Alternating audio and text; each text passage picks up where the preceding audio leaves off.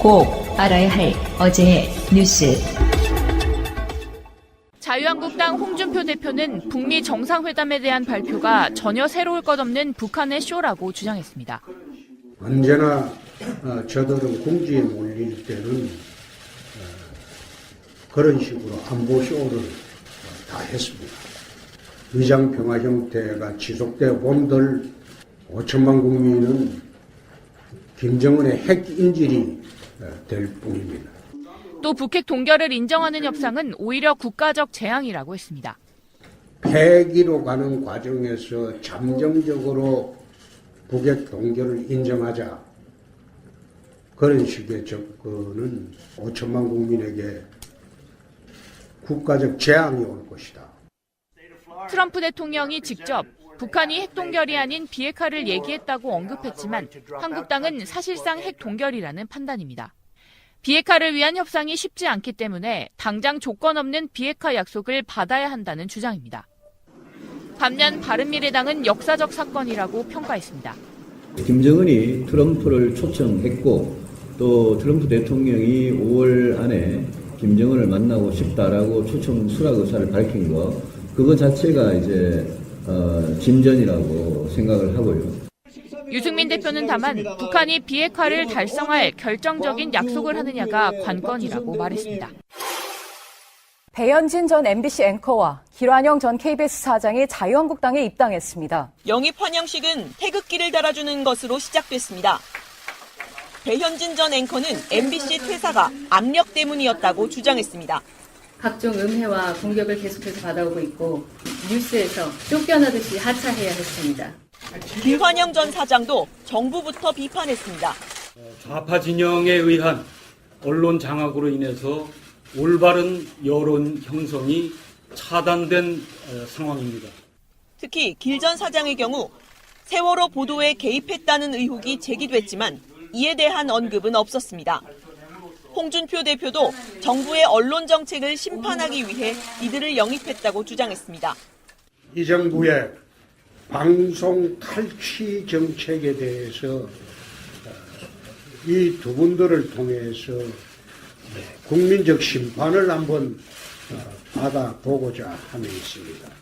하지만 전국 언론노조는 성명을 통해 자유한국당이 두 사람을 데리고 피해자 코스프레를 하는 것은 위선이라고 비판했습니다. 이에 따라 환영식에서도 다양한 질문이 예상됐지만 한국당은 민감한 질문 자체를 막았습니다. 자, 이미 끝났어요. 끝났습니다. 일단 환영식을 이렇게 하는 거 아니죠? 자, 질문을 하나. 국민 여러분, 죄송합니다. 잘못했습니다. 저로 인해 상처를 입으셨을 많은 국민 여러분들께 또 도민 여러분들께 죄송하다는 말씀 올립니다. 그리고 제 아내와 아이들 가족에게 너무 미안합니다. 국민 여러분, 죄송합니다. 앞으로 검찰 조사에서 또 성실히 검찰 조사에 따라 조사를 받도록 하겠습니다. 죄송합니다. 국민 여러분. 국민 여러분들께 드렸던, 국민 여러분들이 저에게 주셨던 많은 사랑과 격려 정말 죄송합니다. 방송 중간에 좋아요를 눌러주시면 새날팀들에게 큰 힘이 됩니다. 미리 감사합니다. 트위터가 진짜 언론입니다. 청와대가 가끔씩 20만 청원하면은 받아주지 않습니까? 최근에 재밌는 청원이 있었죠. 국회의원의 급여를 최저시급으로 해달라. 여기에 대한 청와대의 답변은 삼권 분립 원칙에 따라 청와대가 국회의원 월급을 결정할 수 없다는 점은 국민들도 잘 아실 것으로 봅니다. 청와대가 해결하지 못할 것을 알면서도 의견을 모아주신 것이 국민들의 뜻, 민심입니다. 이 부분은 정부와 국회 모두 잘 이해하고 있다고 봅니다. 예. 사실 언론적인 답변이지만 이렇게밖에 할 수 없어요. 그렇죠. 어떤 답변을 더 할 수 있겠습니까? 정부에서는 더 이상의 답변이 불가능하고요. 아니 저는 이제 이게 화가 나는 게 말이죠. 또 하나요? 왜? 대통령은 이렇게 할 수밖에 없죠. 예. 네, 상권분립 국가니까. 예. 그러면 정의장이 해야죠. 청와대 청원이 청와대 대통령한테만 넣은 겁니까? 아니잖아요. 이건 민의란 말이에요. 민이면 민의를 대변하는 국회의장이 단호하게 법을 제정해야죠. 어떻게든 국민과 조율을 해야죠. 20만 명이 넘었는데 말이죠. 이거를 쌩간다고요, 국회가? 그래서 청와대 대통령의 또 청와대 입장에 뒤에 숨어서 조용히 또 그렇게 있단 말입니까? 저는 이거는 민의를 대변하는 국회가 그러면 안 된다고 보고요. 어떻게든 입장이 나와야 됩니다, 국회가. 제도로서의 민주주의가 흔들리고 구타는 일은 이제 없습니다. 민주주의가 밥이고 밥이 민주주의가 되어야 합니다. 정세균 국회의장한테 제가 실망스러운 말들을 많이 했는데 정세균 국회의장이 의장 되고 나서 솔직히 제가 이런 말하면 또 혼날지 모르겠지만 그전 위원장이 누구였죠? 정의화보다 못한 것 같아요. 저는 단호하게 얘기합니다. 구체적인 걸 떠나서요. 총론적으로 얘기하는 겁니다. 제가 볼 때는 국회가 민이기 때문에요. 국회 벽을 낮춰야 되거든요. 최근 국회에 가니까요. 오히려 또 보안이 검색돼 있어요. 어제 다녀왔거든요. 그다음에 제발 국회 있잖아요. 담도 허물세요. 언제든지 정문이 아닌 국회의사당 가서 국민들이 도시락 까먹고 국회의원들하고 솔직하게 얘기할 수 있도록 국회를 문을 낮춰야죠. 그러면 이런 청원들이 바로 국회의원들의 그런 권위적인 권력 행사, 나 몰라라, 국민 나 몰라라 또는 자유한국당 내에 느자구 없는 국회의원들 때문에 이런 청원이 성공되는 거 아닙니까? 그렇죠? 그러면 이거에 대한 개혁 의지를 내놔야죠. 그럼 입법, 사법 다 개혁을 지금 하고 있단 말이에요. 적폐청산. 국회는 왜 적폐청산 개혁안을 내놓지 않습니까? 저는 이거에 대해서 굉장히 화가 좀 나고요. 국민 20만 명 이거 받기 굉장히 어렵습니다. 지금 18개인가 밖에 선거 못했어요. 이렇게 소중한 민의를 그냥 국회가 외면한다고요? 저는 용서할 수 없습니다. 정세균 국회의장님 당장 답변하십시오. 촉구합니다. 그러네. 네. 진짜 그러네. 맞아요. 그 생각 왜 못했지? 청와대의 이야기처럼 그런 거 있거든요. 청와대가 해결할 수 없다는 걸 알면서도 그렇게 하는 건 국민들의 마음이란 말이죠. 그러면 그거를 국회 게시판에 올라온 게 아니니까 우린 책임 없어라고 말하는 것도 국회의 책임을 방기하는 거다 이렇게 말씀드리고요. 또 하나가 더 있었는데 네이버 수사촉구 청원도 있었어요. 네이버가 댓글이 이상하다 막 이러면서 수사해달라 했는데 여기에 대한 답변은요? 네이버는 청원이 들어온 다음 날인 19일 댓글 의혹과 관련하여 경찰에 수사를 의뢰했습니다. 현재 경찰에서 한 달 넘게 관련 수사를 진행하고 있습니다. 청원하신 분들도 이해하시겠지만 수사 중인 사안에 대해 정부가 언급하는 것은 적절하지 않습니다. 다만 국민들이 가장 많이 이용하는 국내 대표 포털에서 댓글 조작이 일어나지 않도록 해달라, 문제가 있다면 밝혀달라는 국민의 목소리를 수사팀도 알고 있을 것입니다. 이것도 뭐 언론적인 답변인데 네이버는 이제 수사가 들어갔는데 수사 촉구 청원을 했는데 그 사이에 수사가 들어갔어. 그러면 뭐 사실 이건 해결된 거죠. 네, 일단 수사 촉구 청원까지 해결된 거고 진실이 밝혀지는 건 이제 경찰의 몫이겠죠. 저도 이제 포털 네이버는 좀 안 쓰는 편입니다. 저는 없어요. 앱에도 없어. 네, 아예 삭제를 하는 거죠. 왜 그러냐면 네이버가 검색 엔진 이게 댓글뿐만 아니라 네이버가 제가 알기로는 2015년 기준으로 네이버에서 뉴스를 소비하는 게 70% 정도 됐어요. 거의 국민의 대다수가 네이버 틀 안에서 놀고 있는데 네이버에서 검색 안 되는 엔진들이 수두룩합니다. 지금 굉장히 심각합니다. 그러니까 네이버 알고리즘이 어떻게 돼 있는지 모르겠지만 우리는 삼성공화국에서 산다고 하잖아요. 그런데 인터넷은요 네이버 공화국에서 살고 있어요. 내가 찾고 싶은 걸 여러분 요즘 가끔 구글에서 검색할 거예요. 구글에서는 검색하는 게 왜 네이버에서는 검색하지 않는 거냐. 네이버에서 검색 안 되는 게 그럼 수구 꼴통들 자료는 검색이 되고 진보 민주의 소중한 가치들은 검색이 안 되는 거. 저는 이런 편파적인 검색을 경험했단 말이에요. 그렇다고 한다면 댓글뿐만 아니라 검찰이 이렇게 중대한 한 시대의 여론을 조작하는 포털로 활용했던 네이버 그리고 이들의 자료들을 모두 다 당국에 제공했던 네이버, 그죠? 이런 네이버들이 수사를 촉구하는 청원이 20만 명이 나왔으면 저는 검찰이라도 좀 브리핑이라도 좀 한번 해야 된다. 그래야 불필요한 이런 청원 안 한다는 거 아닙니까? 그러면 지금 네이버에 대한 댓글 수사가 어디까지 진행이 됐고 어느 과정이고 당연히 국민한테 알려야 되는 거 아닙니까? 왜 안 알려가지고 이게 자꾸 사람들 고생시키는 거죠? 하고 있는데 또 청원 올리고 또 청원 올리고 국민들은 모른다는 거 아닙니까? 그 청와대 넣었더니 청와대는 상권분립 때문에 우리가 관여할 수 없다. 만약에 멘트를 잘못하면 또 야권에서 들고 일어날 거 아니에요. 상권분립 위반했다, 뭐 탄핵하자 이렇게. 그러니까 말을 못하는 겁니다. 그러면 검찰이 나서야죠. 검찰 수사 과정을 발표해야죠. 지금 어디까지 수사하고 수사는 어디까지 할 거다. 그래야 국민이 또 대응할 거 아닙니까? 맞는 말씀이네요. 그러고 보니까 지금 청와대 측에 제안을 드리고 싶은 게 그런 거네요. 이것이 청와대 청원 게시판에 들어온 것이 청와대만 바라는 것이 아니란 결론이거든요. 지금 국민들의 입장에서 보면 각각의 어떠한 적폐 부분들이 그 적폐 부분들을 올바로 잡기 위한 여론 형성 창구가 청와대 청원 게시판밖에 없다는 거예요, 결론은. 그래서 거기에 몰리기 때문에 그러면 앞으로는 청와대 청원 게시판에 올라오는 20만이 넘는 내지는 20만이 안 되더라도 정말 중요한 이슈 같은 경우엔 이렇게 11시 50분입니다 해서 청와대에서만 공식적으로 답변을 할 게 아니라 각각의 부처의 장들이 공식적인 답변을 할 수 있도록 어떤 시스템화가 좀 필요할 그렇죠. 것 같다. 예, 그런 생각이 좋은 듭니다. 아이디어입니다. 예. 저는 감사원도 그래야 된다고 생각하고요. 각 기관들은 청와대처럼 뭐 11시 방송이 이렇게 만들어서 현안들을 저는 브리핑해야 된다, 국민한테. 근데 이제 현실적으로 예를 들어서 청와대 청원도 국민적인 붐업 상태에서도 20만이 어렵잖아요. 굉장히 근데 어렵습니다. 각 부처로 또 그런 게시판이 흩어져 있으면 진짜 어려울 거라는 생각은 솔직히 드는데. 아니 청원 게시판은 이제 청와대에 집중하되 답변을 그것에 해당 대한 부서가 하라는 거예요, 부처가. 답변만 예. 담당자가 할 수 담당 부서에서 할 수 부처가. 있도록 네. 그러면 부처에서. 청와대 답변할 게 아니라 이 네이버 그렇죠. 수사청원은 경찰이 답변해 준다든지. 당연히 해야죠. 그렇게 해야죠. 국회 청원은 국회의장이 예, 답변해 예, 준다든지. 그렇죠. 오케이, 예. 알겠습니다. 예. 잠깐만. 근데 예를 들어서 네이버 수석 촉구 이런 것들은 블랙하우스 같은 시사 프로 정도 아니면은 공중파나 뉴스에서 다루지 않았잖아요.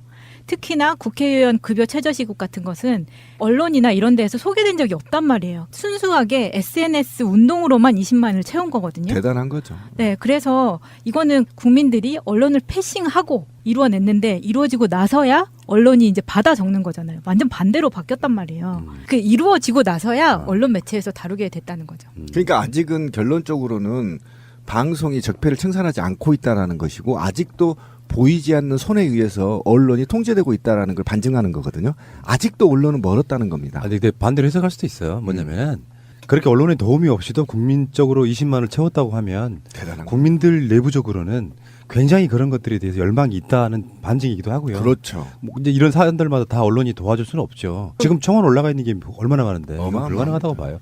어쨌든 아까 권 PD가 얘기한 대로 반대로 지금 기성 언론들이 국민한테 예면받지 않으려면 오히려 마차님 얘기한 대로 다뤄줘야 된다. 국민적 맞아. 민심을 다루는 게 바로 알 권리를 충족시키는 거 아니냐. 이런 측면에서 그렇죠. 좀 필요하다고. 엄중한 사안에 대해서는 뭐 언론 자체가 뉴스밸류가 있다고 생각하면 다르겠죠. 알겠습니다.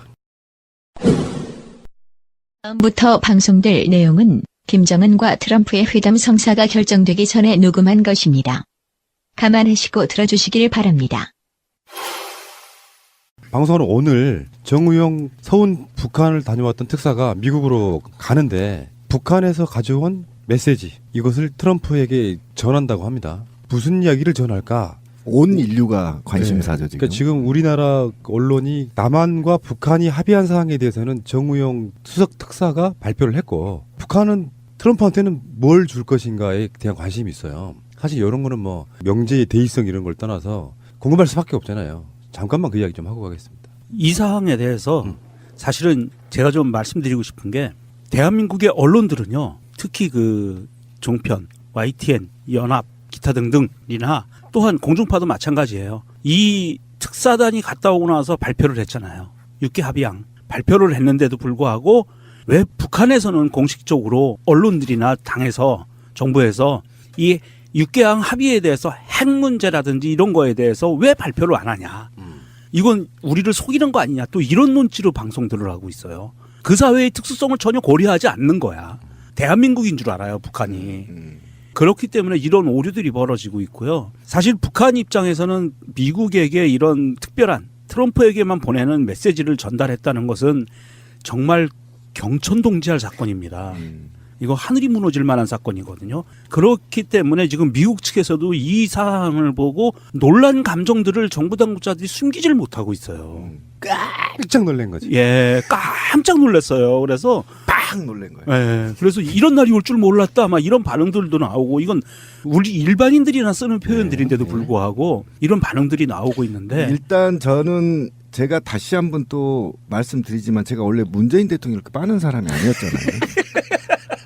세계의 가장 뛰어난 지도자였던 오바마, 그다음에 클린턴 등도 해결하지 못했던 그 엄청난 사항을 집권 1년 만에 해내고 있습니다. 그리고 남한에서 지난 70년 동안 온갖 종북 메카시 또는 종북 파리들이 나라를 장악하고 있는 상태에서 이렇게 엄청난 성과를 낸 문재인 대통령은 대단하고요.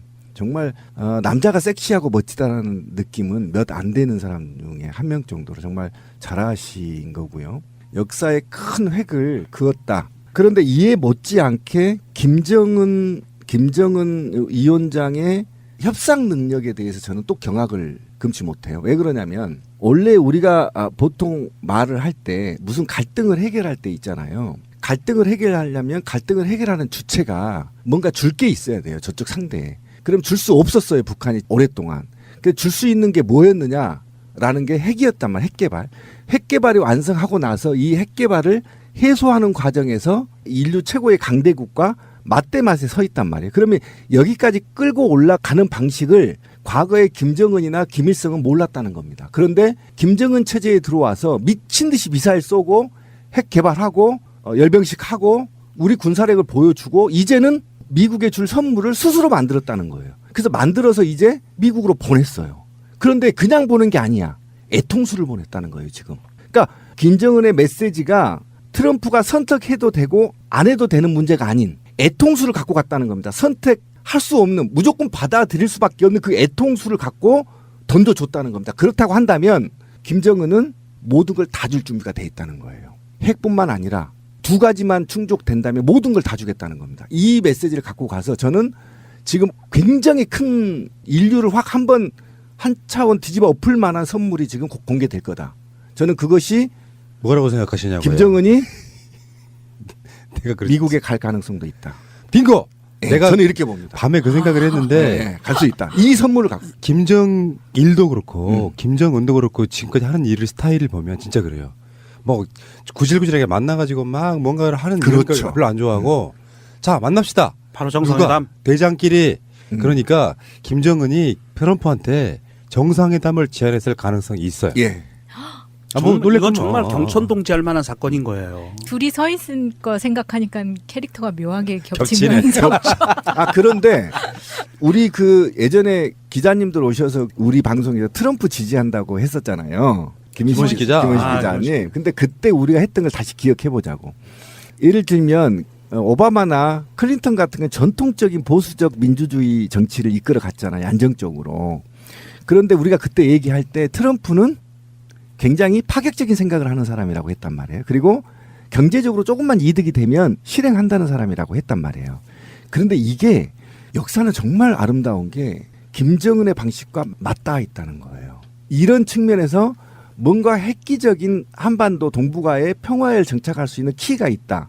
그 키는 아까 말한 대로 그런 모습인데 이게 에너지 쉽게 말하면 궁합이 맞아 지금 둘이. 예, 궁합이 맞다는 거예요. 해결 방식이. 그러니까 극단으로 끌고 갔죠. 너 지금 미국에서 있잖아요. 최병기를 동시에 띄운 게 북한을 대상으로 처음이에요.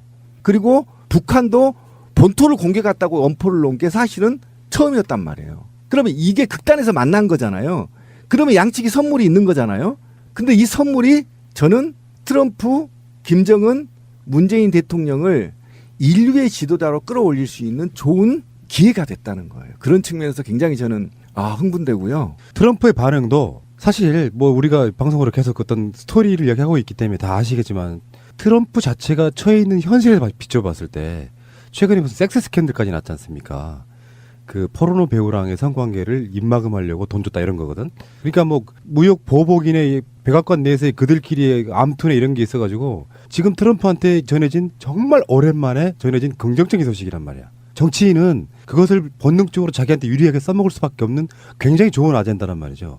그러니까 반응이 남북 발표가 매우 긍정적이다. 이걸 영어로 뭐라고 할까요? 매우 긍정적이다. 베리 긍정적. 포지티브? 그렇지. 뭐 베리 포지티브하다 이런 거. 누가 옛날에 VIP가 아니고 VVIP라고 그랬더니 WIP라고 부른다네. 실제로 그렇게 부른대요. 약칭으로. VV란 말 하기가 좀 그래서. 어쨌건 간에 트럼프 자체가 이렇게 긍정적으로 보고 있으면 근데 이제 이런 게 있단 말이야. 한국의 홍준표나 유승민이 문재인 대통령한테 계속 딴지 거는 것처럼 미국에도 매파가 있단 말이죠. 그러니까 이런 반응들을 보면서 나는 북한 못 믿어. 김정은 못 믿어 하는 일부 세력들이 있어요. 주요 자리에 있는 사람들이. 근데 그 사람들은 그 역할이 그냥 그렇게 원래 그런 사람들인 거지. 누구나 다 와 김정은 멋지다고 할 수는 없는 거예요. 더군다나 이 상태에서는 미국이 갑이거든. 그렇죠. 갑인 입장에서는 진정성 무슨 거짓말을 하려고 이런 식의 의심하는 듯한 반응을 보낼 수밖에 없는데 그거는 보도로 그거를 확대시키는 사람들. 한국의 무슨 뭐 신문이나 그런 사람들은 그게 의도가 있는 거예요. 잘못되길 바라면서 계속 이간질한 데 써먹고 있는 거지만 사실 결정권자인 트럼프 입장에서는 정말 오랜만에 전해진 굉장히 중요한 뉴스 중에 하나다. 이게 사실은 권 PD가 얘기한 대로 지금 미국에서도 반응이 매파와 비둘기파가 좀 다르게 나와요. 그러니까 스콧 미국 태평양 사령관이 발표를 했잖아요. 14만 명을 지휘하고 있잖아요, 이 친구가. 근데 함정 200척을 준비하고 있다. 지시만 내리면 즉시 북한을 공격할 수 있다. 이렇게 나온 반면에 맥그리거 미 예비역 육군 대령 이분이 이제 걸프반에 참전했던 사령관이죠. 근데 이 친구는 강도 높게 또 비둘기파 측의 의견을 좀 내놨죠. 어떤 거냐면 이미 미군은 한반도에서 할 일을 잃었다. 철수해라. 예. 이렇게까지 지금 미국 사회가 지금 논쟁을 하고 있는데 다시 이 얘기를 해보면 아까 권 PD가 얘기한 대로 트럼프가 지금 탄핵 분위기가 솔솔 일어나고 있고요. 내년 초에 바로 중간평가 들어가죠. 지금 탄핵되면 안 돼요. 그렇죠. 예, 절대 안 됩니다. 지금은 안 돼요. 중간평가 들어가 있고요. 또 미국의 실업률을 지금 극복을 해야 되는 이 문제에 직면해 있는데 거기다가 사실은 김정은 위원장이 계속 군사적 도발을 했었단 말입니다. 그러면 이거를 어떻게 해결할 것인가에 대해서 트럼프는 굉장히 생각을 했었고 그다음에 중간평가나 아까 스캔들 그다음에 탄핵의 열풍을 가라앉히기 위해서는 오바마 네가 못했던 거 클린턴 니도 못했던 거를 나는 해낼 수 있어라는 굉장히 큰 지금 선물을 받은 거예요. 사실 트럼프 입장에서는. 이것만 성공시키면 사실은 미국에서도요. 유일하게 미국을 직접 공격한다고 엄포한 국가가 북한이에요. 이 위협을 제거한다라고 한다면 트럼프가 일정 정도 미국에서 지도력을 확보할 수 있다라는 점에서 굉장히 지금 이 메리트가 있는 겁니다. 트럼프 입장에서. 그래서 탄핵은 안 돼. 그렇죠. 절대 하면 안 됩니다. 그런데 이제 짧게 하나만 더 이야기하자면 핵에 대해서 푸틴이 한 말이 있어요. 최근에 러시아는 보복 공격용으로만 핵무기를 사용할 거다. 이 말이 왜 중요하냐면요. 핵무기를 사실상 써본 유일한 국가가 미국이잖아요. 그렇죠. 우리는 미국과 좀 달라. 그러면서 이게 이제 약간 면피라는 게 있는데 기존에 보유했던 국가들이 핵을 감축 또는 없애지 않는 상황에서 사실 북한에 대한 비난은 어떤 면에서 보면 굉장히 좀 후한무치한 짓인 거예요. 그러니까 핵을 갖고 있는 나라들 입장에선 이왕 만들어 놓은 거 우리 공격용으로는 안 쓰고 상대방이 공격해 오면 그때 쓸 거야 이런 정도로 면피하고 있거든요. 근데 좀 웃기잖아. 어떻게 보면 북한을 편들자는 게 아니라 한반도의 비핵화는 맞아요. 핵이 없어야만 결론적으로 전 세계가 없어지는 건데 핵을 만든 북한에 대해서 일방적으로 공격을 퍼붓는 것도 한번 돌아볼 시점이다 이렇게 이야기하고 싶은 거죠. 곽승훈 노무사의 노동 이야기. 네, 곽승훈의 노동 이야기. 노무사님 안녕하세요. 안녕하십니까? 네. 안녕하지가 못하죠, 요즘? 안녕하십니까? 의미를 담아서 이렇게 말씀을 하시는데요. 미투 운동에 대한 노동법적으로 어떻게 우리가 대응할 수 있을지 또 그 전에 어떤 것들이 위법한 사항인지를 자체를 인식하지 못하는 경우도 분명히 있을 수 있거든요. 예. 이게 사람마다 이것은 되고 이것은 안 된다라는 기준이 분명히 다를 수 있어요. 그렇기 때문에 오늘은 이 직장 내 성희롱에 대해서 차근차근 다음 시간과 같이 이제 2번 연속 이야기를 나누어 보려고 하는데요. 이게 워낙에 사실은 굉장히 방대한 양의 이야기예요. 예, 그렇죠. 네. 예. 그리고 이제 이제 요즘 그 미투 운동이라는 부분들이 사실상 대부분이 이제 직장 내 성희롱, 법적으로는 직장 내 성희롱의 이제 법적 문제를 가지고 있거든요. 뭐 사실 많은 충격적인 인사들이 이번에 좀 등장했잖아요. 그래서 결국은 직장 내 성희롱에 대한 개념들이 특히나 남성들 그리고 이제 좀 연세가 좀 들으신 분들이 직장 내 성희롱에 대한 어떤 확실한 자기 인식이 안 되어 있지 않나 이런 의심까지도 사실은 들어요. 그렇습니다. 이게 상대방이 어떻게 느낄 것인가에 대한 공감 능력이 권력을 가지면 가질수록 굉장히 떨어진다고 해요. 그렇죠. 예, 내가 이렇게도 쟤는 아무 말도 못하네? 이래도 되나 보다. 라는 상황이 굉장히 오래 지속되다 보면은 그게 원래 관례적으로 그랬어? 이런 건 당연한 거 아니야? 이걸 가지고 뭘 그래? 라는 얘기를 계속 할 수 있는 거고요. 또 여성계에서 직장 내 미투 운동을 바라보는 기준이 권력 관계잖아요. 네. 이게 또 갑을 관계, 위계 질서 뭐 이런 것과 또 굉장히 연결되는 일이라서 노동법상에 사실은 저희도 이제까지 노무사님이랑 오랜 시간 얘기해봤지만 이게 갑을 관계이기 때문에 생기는 문제와 이것과 뗄 수가 없는 문제라고 생각을 합니다. 그래서 오히려 이렇게 상급자들이 어떤 것이 분명히 하급자들이나 상대방한테 기분이 성적으로 굴욕감이나 혐오감을 느낄 수 있는지에 대해서 하나하나 유형별로 우선은 어떤 것이 성희롱인지 한번 좀 알아보는 그런 시간 만들도록 하겠습니다. 예, 일단은 뭐 직장 내 성희롱의 그 개념 자체에 대해서 지식이 거의 부족하건 그런 사람들이 아무래도 직장 내 성희롱을 가해자가 될 가능성이 높기 때문에 일단은 직장 내 성희롱 개념이라는 것만 우선 간단히 짚어보면요. 직장 내 성희롱이라는 그 말의 법률적인 용어 그리고 사회적인 지식 용어의 정의는 남녀고용평등법 이제 법 이름은 원래 좀 19자로 굉장히 길지만 줄여서 남녀고용평등법이라고 하는데요. 제2조 2호에 정의가 되어 있습니다. 그 정의를 그대로 이제 읽어드리자면 사업주, 상급자 또는 근로자가 직장 내의 지위를 이용하거나 업무와 관련하여 다른 근로자에게 성적인 언동 등으로 성적 굴욕감 또는 혐오감을 느끼게 하거나 성적 언동 또는 그 밖의 요구에 대한 불응을 이유로 고용상의 불이익을 주는 것, 이것이 바로 이제 직장 내 성희롱이다라고 정의하고 있어요. 이렇게 되면은 우리가 생각하는 성희롱 개념보다 굉장히 소극적인 내용인데요. 좀 더 이제 구체적이고 좀 더 좀 협의의 그런 네. 부분이죠. 왜냐하면 성희롱이란 것은 여러 군데에서 다 일어날 수 있어요. 꼭 직장 내에서가 아니라 모르는 사람 간에도 일어날 수 있고 네. 친구 사이에도 일어날 수 있고 이제 개인적인 어떤 직장이랑 결부되지 않은 개인적인 관계를 가진 사람들 내에서도 있을 수 있지만 개인적인 관계가 전혀 없는 사람 사이에서도 성희롱이 일어날 수 있죠.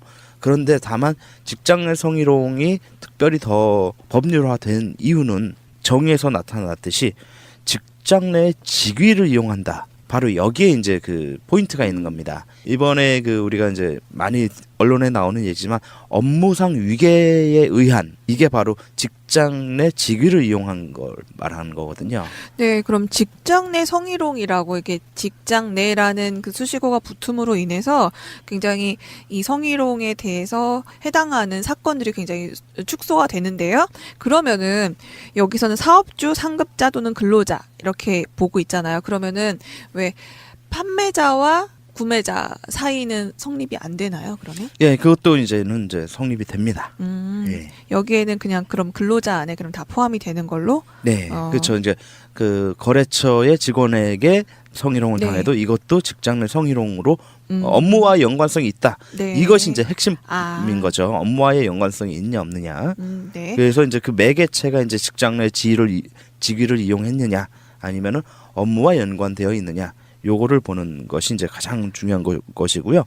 그리고 이제 또 하나 중요한 것이 그 결과적인 거거든요. 그래서 결과가 중요해요. 직장 내 성희롱 내지는 일반적인 성희롱은 피해자가 성적으로 굴욕감이 들거나 아니면 혐오감이 들었을 때 이때는 이것을 우리는 이제 직장 내 성희롱이 성립했다라고 보는 거죠. 네. 어쨌든 피해를 받고 예, 그 그리고 피해가 굳이 구체적으로 고용상의 불이익, 뭐 예를 들어 해고라든가, 뭐 아니면 뭐 전보 발령이라든가 이런 구체적으로 드러나지 않더라도 피해자의 그 내면에서 혐오감이라든가 아니면 굴욕감이 들었다면 이거는 그 직장 내 성희롱으로 본다 이거예요. 그래서 이걸 분석을 좀 하나 해보자면 이 직장 내 성희롱의 행위자에 대한 그 조사 결과를 보면 대부분이 직장 상사 또는 대표자. 그러니까 87.3%를 차지합니다. 90%네요. 그렇죠. 거의 90%죠. 네. 그리고 이제 약 10.8%가 동료 근로자. 그리고 이제 특이하게 가끔가다 좀 간이 부은 친구들이 있나 본데요. 그러네요. 후배 노동자로부터 직장 내 성희롱을 당했다라는 분이 한 1.9% 정도 있습니다. 후배인데 사장 아들 뭐 이런 거 아닌가요? 뭐 그럴 수도 네, 있겠네요. 행위자가 이렇게 거의 대표자, 직장 상사가 거의 그 자신의 권력을 이용해서 자기 하급자한테 일어나게 만드는 사건이 거의 대부분이네요. 그렇죠. 네. 근데 이제 직장 내 성희롱이라고 해서 그러면 회사 근무 시간 중에 일어난 일만 이라고 오해할 수 있죠. 근데 그 직장 내 성희롱은 절대 그 시간과 장소의 개념하고는 상관없습니다. 네. 업무와 연관성만 있으면은 그곳이 회사 내이든 아니면은 뭐 회사 밖에서 뭐 회식을 할 때든 야유회를 할 때든 아니면 출장을 갔을 때든 그런 때도 다 성립이 되는 거고. 네, 아니 뭐 사장님이 뭐 12시 지났다고 해서 사장이 아닌 것 아니니까. 그렇죠. 예, 밤 늦게 네. 와라 해서 불러내면 안 갈 수 없는. 그렇죠. 어쩔 수 없죠. 네. 그렇죠. 근데 이제 항상 그 직장 내 성희롱이 이제 문제가 됐을 때 가장 당사자 간의 다툼에 있는 부분이 뭐였냐면 나는 의도하지 않았다. 이렇게 얘기하는 경우가 대부분들이에요. 그렇죠. 가해자들은. 이 정도 그럴 의도는 없었는데. 나는 괜찮을 거라고 생각했어. 그건 너의 마음인 거고요. 네, 그러니까 본의 아니게 이런 말을 사실 그 본의 아니게란 말을 핑계로 제일 많이들 쓰잖아요. 근데 그것이야말로 가장 그 비겁한 변명이죠.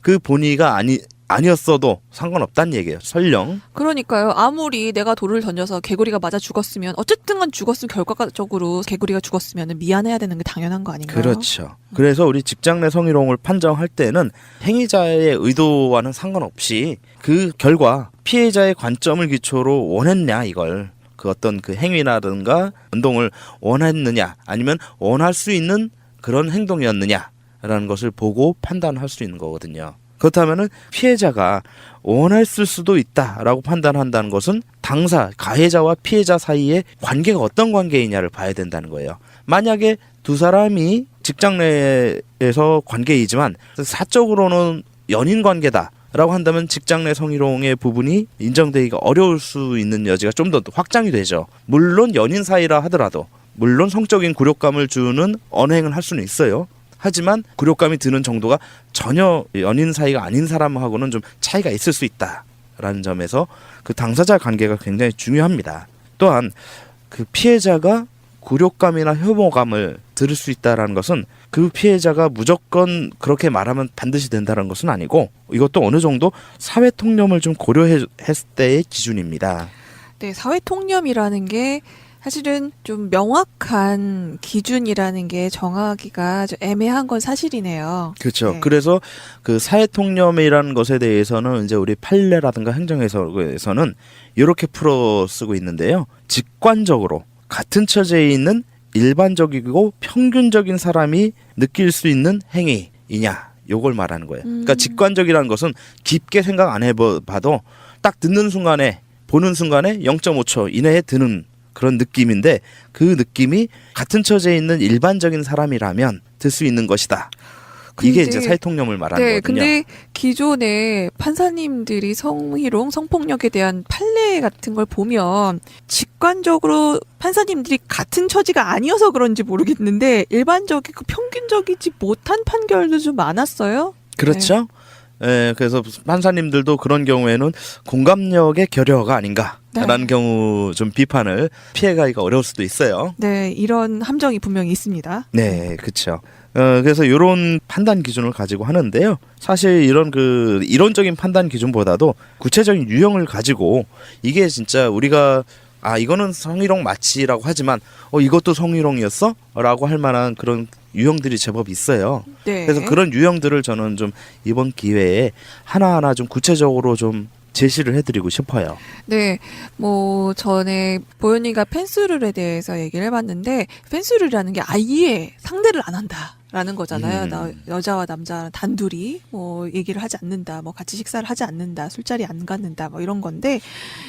이러면서 사실 너무 이렇게 배제하는 것은 좀 말이 안 된다고 생각하고요. 네. 어쩔 수 없이 업무상으로 같이 일하다 보면은 상대방이 어떻게 느낄지에 대해서 굉장히 공감력을 가지고 판단해야 되는데 이것에 대해서 특히나 남자만 있는 특히나 많은 뭐 사업장이라든지 뭐 그런 쪽에는 좀 공감력이 좀 깊이 생각하지 않은 경우들이 많아서 어떤 것이 정말 성희롱인지 나도 모르게 사실은 성희롱을 하는 경우가 생길 수 있기 때문에 이런 부분에 대해서 노무사님께서 하나하나 짚어주시면서 조심해야 된다라고 좀 말씀을 해주셨으면 좋겠어요. 그래서 일단 그 뭐 유형을 굳이 구분해 보자면 가장 대표적인 유형이 일단 육체적인 성희롱이 있고요. 그리고 이제 의외로 요즘 들어서 많은 것이 이제 언어적 성희롱이 있고요. 또한 시각적인 성희롱도 있어요. 그 세 가지가 이제 대표적인 유형인데 일단 육체적인 것부터 따져보자면 이게 가장 직접적이고 가장 폭력을 동반하는 것입니다. 네, 그래서 뭐 곁에도 안 간다, 뭐 악수조차 안 한다, 뭐 이런 얘기를 하는데 그렇게까지는 아니지만 이제 뭐 너무나 이게 명확한 것들이죠. 육체적 성희롱 같은 경우는 입맞춤이나 포옹, 뒤에서 껴안는다, 신체적 접촉, 가슴, 엉덩이 등 신체적 부위를 만지는 행위, 안마나 애무를 강요하는 행위. 예를 들어서 이제 노래방 갈 때가 있죠. 근데 우리 블루스 그 회식 치자고. 끝나고 회식 보통 1차는 뭐 이제 식사 겸할 수 있는 곳으로 가는데 이제 한국인의 정서상 1차만 끝나면 아쉬우니까 2차 맥주 그리고 3차 노래방 요런 그 공식이 많았었는데 이제 주로 많이 생기는 경우들이 이제 그 노래방에서 생기는 경우인데 뭐 이럴 때 이제 제일 많은 게 이제 블루스 추자고 하면서 이제 원치 않는 그런 그 신체적 접촉 이런 것들. 이게 보통 회식을 하고 한 잔 걸치시고 이제 취한 상태이기 때문에 그 자기 기분에 넘쳐가지고 상대방한테 먹개를 손올리면서 춤을 추고 그런 경우가 많이 보이는데 저 이거를 옆에서 다른 회사 사람들이 즐기는 걸 보고서는 되게 안타까운 장면을 본 기억이 나요. 그렇죠. 이런 거는 너무 흔하게들 많이 봤을 거예요, 우리. 이 여직원이 이 상사인데 어떻게 밀치지는 못하고 옆에서 춤을 추는다고 그 사람 하니까 보조는 맞춰줘야 되는데 자꾸 그 사람은 접근은 하고 많이 피하지는 못하고 몸을 최대한 안 닿으려고 악을 쓰는 그런 모습이 보였을 때 정말 너무 안타까웠습니다. 그렇죠. 그리고 또 이제 그 회사 내에서 일어날 수 있는 사례로 안마해준다고 어깨를 만지는 행위. 이런 것들도 이제 직장 내 성희롱의 한 그 대표적인 사례 중에 하나예요. 네. 물론 뭐 몸이 뻐근하다 뭐 이런 얘기를 할 수 있는데 그게 당신한테 안마를 받고 싶다는 사인은 아니거든요. 그렇죠. 또는 내지는 몸이 뻐근하다고 하면서 안마를 해달라고 하는 거. 해달라고 하는 것도. 자기가 해주겠다고 하는 것도 성희롱이 될 수 있고요. 그리고 해달라고 하는 것도 분명히 직장 내 성희롱이 됩니다. 그것도. 맞습니다. 네. 그리고 뭐 이런 경우도 사실 좀 지저분한데 이런 것도 소개해야 되나 했는데 뭐 예를 들어 근무 시간 때도 그렇고 어디 뭐 식사를 할 때나 아니면은 회식을 할 때나 그럴 때 테이블이 뻥 뚫려 있었을 때 그 테이블 아래에서 발로 상대방의 다리를 건드리는 행위. 이것도 육체적인 사례입니다. 성희롱 사례. 그러니까요. 네. 이게 하나의 사인으로 또 여겨질 때도 있기 때문에 그렇죠. 함부로 하시면 안 됩니다. 그리고 이런 경우들도 있어요. 이제 악수하자 해놓고 악수하면서 검지손가락으로 상대방의 손바닥을 긁는 행위. 봤어요. 보셨어요? 정말 최악의 기억입니다. 그렇죠. 그 기분 정말 더럽죠. 그렇기 때문에 기분 더럽다. 이게 바로 이제 그 혐오감이거든요. 혐오감이 들었기 때문에 그거는 직장 내 성희롱에 분명히 해당되는 상황이죠. 네. 이런 것 중에 하나가 또 업무를 보고 있는데 의자를 끌어와 몸을 밀착시키는 행위, 뭐 노래방에 가서 술도 한잔하며 놀자 하면서 팔짱을 끼고 억지로 차에 태우는 행위. 그러면서 뭐 이런 것도 있을 수 있어요. 뭐 예를 들어 회사 내에서 직장 내에서 뭐 컴퓨터 뭐 엑셀 가르쳐주겠다 뭐 이러면서 몸을 굳이 필요 없는데 밀착시키고 내지는 스치고 이런 것도 직장 내 성희롱의 육체적 행위로 구분이 됩니다. 네, 불필요한 신체 접촉은 해도 되냐고 물어보고 하세요. 그렇죠. 그 말씀을 들으니까 저는 혹시 우리 청취자분들 기억하실지 모르겠지만 윌 스미스 주인공이었던 영화 핸콕이라는 영화가 기억납니다. 거기 보면은 그 핸콕이 유형이 좀 별다른 그 히어로로 나오는데 거기서 감옥에 갔다가 나중에 나온 다음에 거기서 각성을 해서 갱단한테 이제 총격 위기에 당하고 있는 여성 경찰한테 다가가서 구해줄 때 몸에 손대도 됩니까? 라고 물어보고 결코 당신이 매력적이지가 않아서가 아닙니다라고 해명하는 그런 좀 우스꽝스러운 소리가 있었는데 요즘 그런 경우들이 좀 그렇죠. 아니 물론 그게 우스꽝스럽고 그걸 또 물어봐라고 생각할 수 있는데 저는 그거는 인식을 바꾸면 된다고 생각하고 오히려 그렇게 물어보는 게 오히려 굉장히 매너가 좋고 예의가 바른 것이다라고 이제 인식이 되면 저는 더 긍정적이지 않을까 싶네요. 네. 그렇죠. 네, 두 번째 언어적 성희롱. 예, 사실은 육체적인 성희롱은 너무 그쵸. 대놓고 하고 이거는 뭐 있기 때문에 명확한데. 명확하기 때문에 요즘은 이 언어적 성희롱이 더 뭐랄까요 대세는 아니고 더 많은 경우가 많습니다. 그렇죠. 이 말을 제가 들었는데 이게 성희롱인가? 저는 기분 나빴는데요. 뭐 이런 경우가 있을 수 있는데 음란한 농담이나 음탕하고 상스러운 이야기를 하는 행위. 사실 뭐 개인적으로 친한 친분이 있는 사람들끼리는 뭐 음담패설이 뭐 농담처럼 이야기가 충분히 될 수 있지만 이게 또 처음에 그 직장 내 성희롱에 대해서 정의를 받습니다만 이게 지위를 이용하고 어떤 관계인가에 따라서 같은 말도 기분 나쁘게 들릴 수 있는 거거든요. 그렇죠. 네. 이거는 뭐 그 남성이 여성에게가 아니라 이거는 여성이 남성에게도 동시에 해당하는 거기 때문에 여자들끼리도 기분 나쁠 때도 있어요. 그럼요. 네. 여성끼리도 여성이 여성을 음란한 농담을 할 때도 기분 나쁘지만 네. 여성이 여성을 또 외모에 대한 그 평가를 하는 거 이것도 기분 나쁠 수 있거든요. 그럼요. 그래서 두 번째 유형이 바로 이제 그 외모에 대한 성적인 비유나 평가하는 행위. 이런 것도 이제 언어적 성희롱에 해당하고요. 또 이제 성적 관계를 강요하거나 이제 회유하는 그런 행위, 네. 말 이런 것들도 이제 언어적 성희롱에 해당하죠. 네, 미투 운동을 보면은 직접적으로 상사가 그 자기 성희롱 대상한테 그런 얘기를 한 경우도 있지만 주위에 있는 여자 상사들이 그런 것을 묵과하거나 오히려 부추기는 상황도 있었잖아요. 그렇죠. 네. 그래서 구체적인 사례를 한번 좀 예시를 한번 해보자면 딱 붙은 옷 입으니까 섹시하고 보기 좋은데 항상 그렇게 입고 다녀. 회사 다닐 만난다.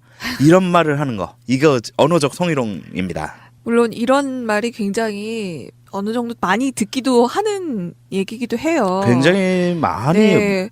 만연되어 있죠. 네. 어르신들이 이 정도는 뭐 칭찬이고 보기 좋아서 하는 건데 왜 그걸 가지고 기분 나빠하느냐라고 얘기하는데 이게 다른 사람들이 물론 그 상황이 어떤 상황이냐가 또 다르기도 하고 그렇긴 하지만 그래도 이게 여자한테 아무리 칭찬을 한다고 해도 칭찬만이 아닌 거거든요. 그렇죠. 분명히 다른 누군가와 비교를 하게 되면 한 사람은 깎아내리는 거고 한 사람을 치켜 올리면서도 이 사람도 자기가 치켜 올려지면서도 기분이 안 좋아요. 네. 그렇죠. 특히나 요즘은 뚱뚱하다. 라는 그런 그 평가를 하는 것도 언어적 성희롱에 해당합니다. 특히 이제 남성 직원들이 여성 직원한테 여자가 그렇게 뚱뚱해서 어떤 남자 좋아하겠어 이런 말 하는 거 이거 너무 치명적인 거죠. 맞아요. 저도 그런 얘기 들은 적 있어요. 매니큐어 색깔이 약 좀 빨간색을 발랐더니 그래 여자는 이런 걸 발라줘야지 막 그러면서. 그렇죠. 그리고 이제 좀 우회적으로 하는 언어적 성희롱이 있는데 그게 대표적인 게 그거죠. 자기의 성생활을 얘기하는 거. 네. 내지는 상대방의 성생활에 대해서 질문하는 거. 뭐 내가 어제는 뭐 어디 가서 뭐 뭘 했는데. 진짜 안물안궁인데요. 그렇죠. 그런 것들을 막 얘기를 하는 거예요. 그러면서 그 상대방에게 그런 그 같은 공감을 하자라는 식으로 그런 그 언어를 내뱉는 행위도 언어적 성희롱의 요즘 대표적인 케이스가 하나 되겠습니다. 네. 이런 언어적 희롱 같은 경우는 굉장히 다양하고 이것이 상대방이 어떻게 느꼈느냐가 가장 중요하거든요. 그러니까 표정이 이 사람이 안 좋다. 좀 살피시고요. 그리고 웬만하면 외모, 성에 관련된 이슈는 언급하지 않는 게 제일 좋겠네요. 그렇죠. 네. 그리고 또 하나 언어적 성희롱에서 주의해야 될 사항은요. 여자라는 것을 기준으로 어떤 그 단정을 짓는 언어. 이것들은 언어적 성희롱이 될 가능성이 굉장히 높아요. 네, 이 언어적 성희롱은 또 물론 다른 것도 마찬가지겠지만 성별 뭐 남자가 꼭 여자한테 한다는 것도 아니고요. 여자들끼리도 할 수 있고 여자가 남자한테 희롱을 할 수도 있는 거기 때문에 그렇죠. 서로 오는 성별과 상관없이 유의해야 될 부분이기를 합니다. 그렇죠. 그리고 이제 시각적인 성희롱, 요게 이제 요즘 또 다양한 그 스마트 매체들의 발전과 더불어서 많이 이루어지고 있어요.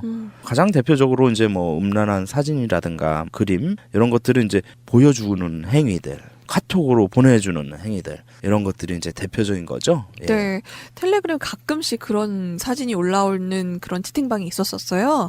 네, 그래요? 그래서 너무 당황해서 이 사람 이게 도대체 이 사람의 정신 상태에 대해서 되게 의문을 가졌던 기억이 납니다. 그렇죠. 그리고 또 하나는 이거는 좀 고전적인데요. 이거는 바바리맨 스타일인 건데 자기의 이제 특정 신체 부위를 고의적으로 이제 노출하거나 아니면 자기의 그 신체를 만지는 행위를 만지는 걸 보여주는 거 이런 것들이 이제 또 시각적인 성희롱에 해당된다 이렇게 볼 수 있죠. 이거는 성희롱으로 신고를 하는 것과 더불어 치료가 필요하지 않을까. 그렇죠. 상담 이런 이분들이 범죄를 어쨌든 범죄긴 범죄잖아요. 성희롱 자체가 범죄자를 떠나서 좀 치유가 필요한 환자로 판단할 필요도 있지 않을까 싶어요. 그렇죠. 그리고 이제 그 컴퓨터를 이제 사용하는 사무실 같은 경우 많이 사용하고 일을 대부분 컴퓨터에서 하는 곳들의 경우에는요.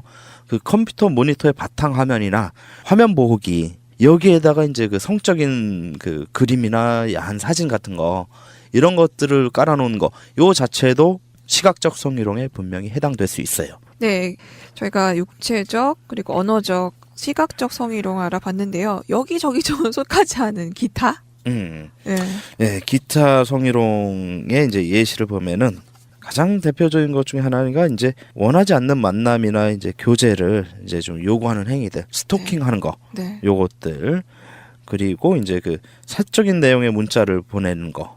이게 뭐 자기는 호감이 있어서 접근하는 거다라고 하는데요. 이것도 자기의 생각만을 강요하는 것 자체가 이게 폭력입니다. 네, 그렇죠. 네. 그리고 또 이런 경우들도 간혹 있는데요. 이제 회식을 한다거나 아니면은 거래처 접대를 한다라고 하는 그 미명하에 대표적인 술집, 뭐 단란주점이라든가 룸사롱 같은데 그 원치 않는 참석을 강요하는 행위 이런 것들도 해당됩니다. 뭐 예를 들면은 뭐 룸사롱이나 단란주점 같은데 주 소비층들이 남자들이잖아요. 그런데 여성 직원들, 뭐 특히 이제 뭐 영업 부서에 여성 직원이 있을 수 있어요. 그럼 그 여성 직원을 거래처 접대해야 되는데 같이 가야 된다라고 하면서 그런 데로 일부러 끌고 가는 그런 경우도 성희롱에 해당됩니다. 네, 아니 뭐 여자가 아니더라도 남자들 다 그런 거 좋아하는 거 아니잖아요. 네. 네, 이런 룸사롱에서 접대 같은 경우를 내가 가기 싫은데 그래도 같이 가줘야지 이런 거는 하면서 강요하는 것 자체도 성희롱이 될 수가 있네요. 그럼요. 네. 그렇죠. 그리고 이제 요즘 뭐 특별한 케이스가 또 있죠. 가해자가 여성이고 피해자가 남성인 경우들. 네, 소수긴 하지만 엄연히 사실 은근히 많이 일어나는 그렇죠. 케이스라고 볼 수도 있습니다. 이런 경우들은 주로 이제 여초 직장이라고 하죠. 여성의 성비가 좀 많은 그런 직장 내에서 주로 여성이 더 나이가 많고 남성은 상대적으로 좀 어린 이런 경우들의 경우에 좀 그 언어적인 성희롱으로 많이 이루어진 경우들이 있어요. 뭐 예를 들어 뭐 의류 제품을 이제 만드는 회사에서 그 미싱사와 그 보조로 일하는 남자 이런 관계에서 이런 경우들이 좀 제법 많이 좀 일어났었던 적이 있었고요. 네. 또 하나 이제 동성 간의 성희롱이 이제 좀 많이 일어나는 경우들도 많아요. 그렇죠. 취향은 다양한 거니까요. 그렇죠. 심지어는 제 대학교 동기 중에 TV에 이제 광고가 나오는 그 주요 메이저 회사인데 거기에 쇼 호스트예요. 네. 그래서 나와서 제품 설명해주고 사게끔 그 욕구를 만들어주는 말씀 일을 되게 하는. 잘하시는 분이시겠네요. 그렇죠. 네. 그리고 유용모도 수료하죠. 그러다 보니까. 그럼요. 그런데 이 친구가 회식 자리뿐만 아니라 평소에도요 상사로부터 이상한 눈길을 많이 받고. 상사가 취향이 그쪽이신가요? 남자 상사가. 더군다나 그 남자 상사는 유부남인데 평소에는 결제할 때 옆에 서 있으라고 해놓고 엉덩이를 만지고 회식 자리에서 옆으로 와서 술 한잔 따르라고 하면서 술을 따를 때 머리 그 귀 뒤로 넘기는 거 행위 있죠. 그런 것들을 하면서 볼을 쓰다듬고 이런 그 행위를 하는 경우들도 있었다고 합니다. 와, 쇼킹한 뉴스네요. 와. 그래서 이런 부분들은 사실 좀 이슈화 시켜서 큰 징계를 받도록 해야 되는데 아무래도 그 내부 관계에 또 여러 가지를 고려하다 보니까 그런 부분들은 그냥 혼자 조용히 담고 채직하는 그런 경우들이 좀 많이 있어요. 네, 미투 운동에 함께 하시는 분들이 정말 엄청난 결심을 하고 용기를 내신 분들입니다. 아직도 피해를 받으면서도 이 직장 내 상하관계, 위계질서나 또 자기 고용 때문에 어쩔 수 없이 참고 견디는 분들이 사실은 굉장히 많죠. 예. 훨씬 많죠. 그런데 이런 걸 당했을 때 그런 용기를 내더라도 어떤 식으로 대응해야 되는지 다음번에는 좀 구체적으로 그러면은 이 반격, 이렇게 당한 것에 대한 반격 어떻게 해야 되는지 좀 그렇죠. 구체적으로 노무사님과 이야기 나눠보도록 하겠습니다. 우선은 오늘은 이런 사례가 있으니 미리 예방하고 나의 무심코 한 행동이 분명히 성희롱이 될 수 있다라는 것을 좀 알아주셨으면 좋겠고요. 그러면 피해를 당했을 경우에 어떻게 되는지는 다음 시간에 함께 이야기 나누도록 하겠습니다. 네. 오늘 말씀 고맙습니다. 네, 감사합니다.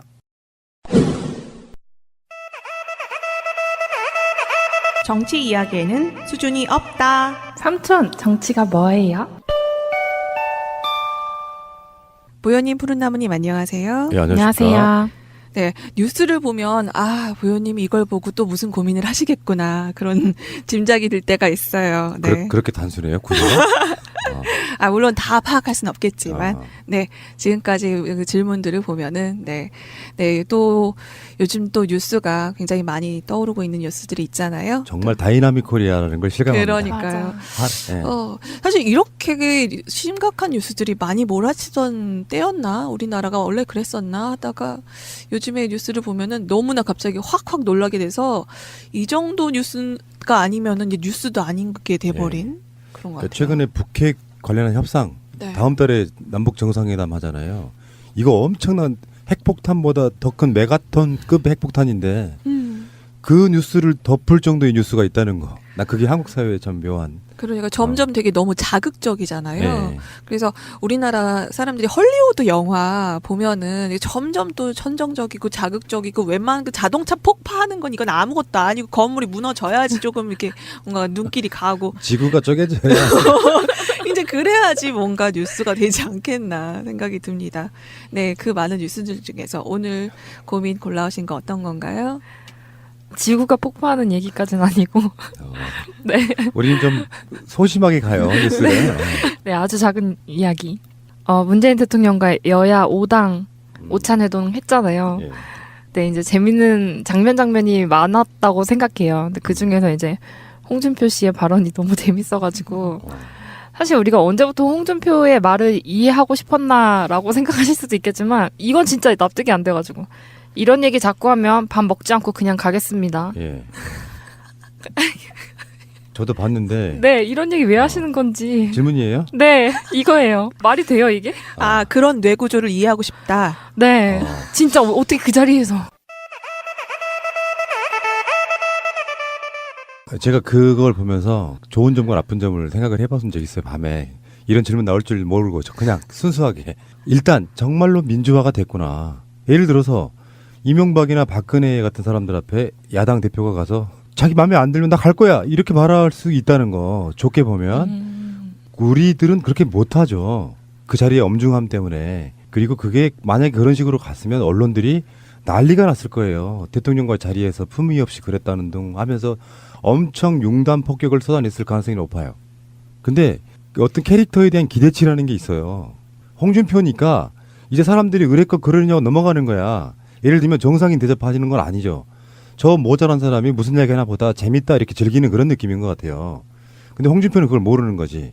그러니까 좋은 점은 아까 말씀드린 것처럼 그렇게 격의 없이 이야기할 수 있다는 것 큰 틀에서 보면 좋은 점인데 원래 그래왔던 사람이 그러니까 약간 깽판처럼 보이는 거예요. 정말 저 사람 안한무인이고 대통령 앞에서도 저렇게 격식 없이 밥 먹다가 중간에 간다 이렇게 이야기할 정도 이렇게 말할 수 있다는 건 본인의 어떤 품격 같은 거라고 생각이 드는데 정상회담 의제 자체가 사실 논란이 좀 있었죠. 어떻게든지 5당 대표 다 모아보려고 안보 이슈에 관련한 것만 이야기하자라고 이야기가 된 것 같은데 근데 지금 각 당의 어떤 입장이나 상황들을 이야기하고 있단 말이에요. 그래서 더불어민주당의 추미애 대표가 이제 안보 이슈가 아닌 거를 꺼내려고 하니까 그렇게 이제 깽판 비슷하게 놓는 거거든요. 근데 5당 대표가 만나가지고 안보 이슈 안 하면 안 갈 거야. 뭐 정의당 등 원내 교섭단체 아닌 당이 오면 안 갈 거야. 막 땡깡을 부리다가 가서 그런 얘기가 잠깐 나오면 나 밥 먹다가 이러면 일어서요? 라고 말하는 게 인간의 어떤 품위 어떤 그런 격실이 없는 것 같고요. 다만 저쪽 사람들 있죠. 자유한국당 지지하는 사람들, 그 사람들 입장에서 보면 홍준표가 할 말을 하는 굉장히 선명한 사람이라고 인식할 겁니다. 그런 효과를 노리는 거라고 봐요. 정반대로 우리가 야당일 때 박근혜 앞에 가서 그렇게 이야기하는 당대표가 있었다면 사이다라고 이야기했을 거예요. 마음에 안 드니까 자기들 입장에선 그런 관점으로 바라볼 수밖에 없지 않겠느냐 이렇게 생각하고요. 어쨌건 약간 모자란 사람으로 보인다는 것. 그래서 자유한국당의 확장성이 더 떨어진다는 것. 그래서 굉장히 즐거운 일이죠. 냅두세요.